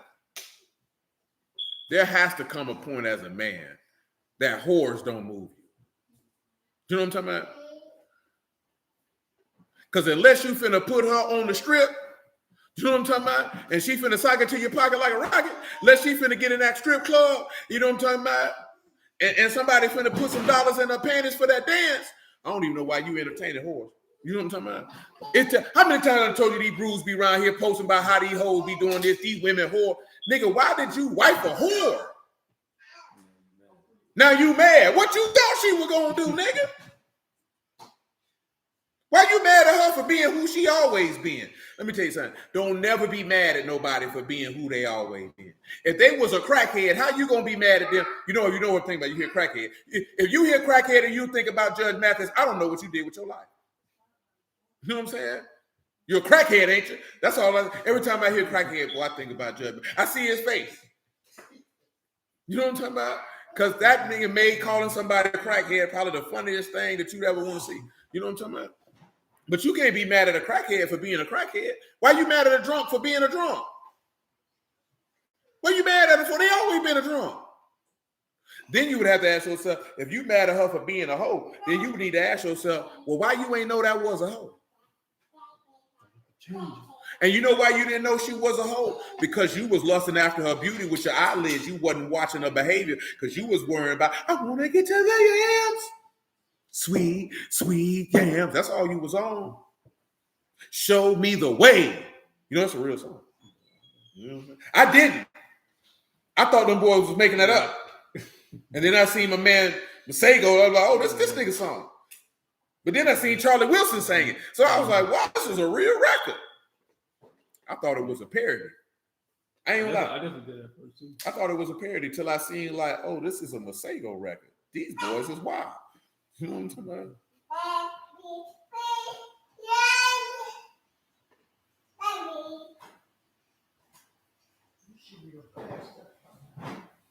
She will when it get dark. And she ain't got nowhere to go because you coming with me. Yeah, nigga. You coming with me. And you going to sleep. Yeah, nigga. It's gonna be me and you. Me and you. She know it too. You know I'm talking to you. Little Rogers baby. Mm-hmm. Cheese all you want.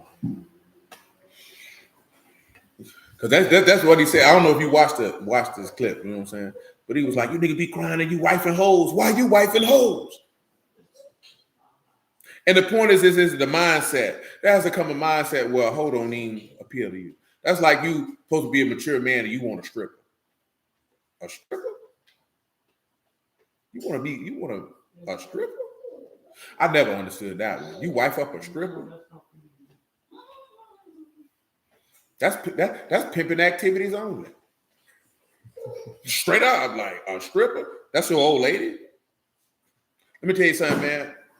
I know a lot of people want to hit it. If a woman done strip, she done sold that monkey at least once. At least once. You know what I'm talking about? Straight up, that boy said that junk a headache at least once.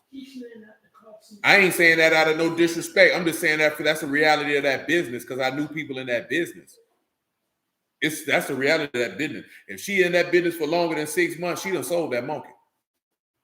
She done sold it a couple times. You know what I'm talking about? She may not do it all the time.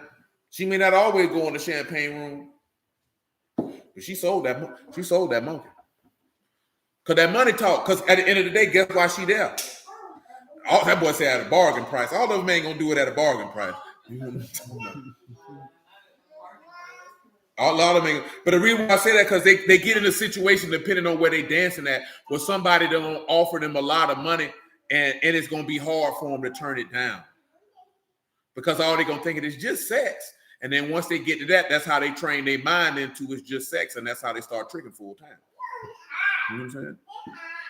He said I messed with hoes like that in my early 20s and learned valuable lessons. Or give it away on the gamble. No, they won't give it away on the gamble. I'm telling you, because I knew real hoes. I'm telling you. That's how it starts. Because they have to convince them. See, one you to deal with, this woman got to go in here. She has to train her mind to say, how can I get butt naked in front of strangers? Which is why a lot of them end up on drugs and being drunks. You know what I'm saying? So then you meet a dude and he flashing a couple bands in your face or a few $100s in your face. You know what I'm talking about? And you like, well, dang. It's just sex. Or maybe it's somebody, you find them somewhat attractive, he offering money. It's all it is something to, shalom, Brother Ernest. And she gone. And then that's going to lead to a spiral in her life that she not going to be ready to deal with. Like I got a girl I grew up with, but she's still stripping, and she's older than me. I'm 43, and she graduated 2 years before me. Now, do she look 44, 45 years old, 46 years old? She don't. I'm talking about she's still stripping. I ain't never known nobody to strip for 20 years. I know she's been stripping since at least 2010. At least. You know what I'm talking about? Like I said, she's finna be 50 years old stripping. You know the things she done had to see doing that or have done? I told her earlier, man, stripping ain't it's just a dope game for women. They deal with the same things. You know what I'm saying? Yeah, man. And that's what I mean about the stuff that we be arguing about. What that's gonna do for somebody like that? What that's gonna do for the dude who's struggling to say, I don't want to go back to prison? What that's gonna do for the dude who just lost his mama? He don't understand why. What's that gonna do for the dude who things ain't going his way? The young man who fighting depression. You know what I'm saying? You gotta think about that type of stuff, man. It's real out here, bro. I was talking about it earlier, man. This economy is horrible. And you know how it's going, you know how we know it's gonna get worse? Because the government is still telling you that ain't nothing wrong. So by the time they acknowledge that something is wrong, it's gonna be exponentially worse than what it is right now. I know stuff bad, right? Because I'm in this real estate group, right? And they got in the rules that you can't do no self-promotion for your business. It ain't nothing but niggas posting, hey, man, we do this and we do this and we do that on a regular basis. And ain't nobody taking the post down. You know what I'm saying? So when I see that, that's because niggas ain't got no work. Because the real estate market in Jacksonville has changed. So when you're dealing with people who their whole business was predicated on these particular people, that's ugly. You know what I'm saying? This ain't a Trump thing. This ain't a Biden thing. This just is to squeeze the people. But in the purpose of us, who we say we saints, with that squeezing, it should squeeze you to draw closer to Yahuwah and realize your help comes from heaven, not from man, and definitely not from yourself. No? Ain't that right? Mm-hmm. That's right. Man, let me get y'all up here. It's about 11 o'clock. I appreciate y'all time, man. Y'all willing, man. We'll be back tomorrow, 2:15. You know what I'm talking about? If God permit, man, Trap House be open. You know what I'm talking about? Selling plenty work. You know what I'm saying? It's always dope to be sold. We stay cooking up. You know what I'm saying? We keep fresh packs in the cellophane. You know what I'm talking about? Don't let it get old, man. Because by the grace of God, man, the plug come through, hit us off. You know what I'm saying? And we just put it on the street, man. No cut. Serve it to you the same way he get it. You know what I'm saying? That's pure and Kadash for the saving of the soul. So again, I appreciate y'all. I bless y'all at the house of Elohim in the name of Yahushua. I love y'all. Yahuwah willing, man. We'll be back at it. Y'all willing, man. I thought I had them days for Purim around here somewhere, but I was mistaken. Prayerfully, I have all them good feast day dates for you, man. So we can get set, primed, prepped, and ready for that. Also, I'll deal with it tomorrow. Yahuwah willing. Yahuwah willing, man, till tomorrow, man. Or on tomorrow. Let's see. It's going to be the same day. All right, Clubhouse. We're going to roll out of here, man. Silver say he been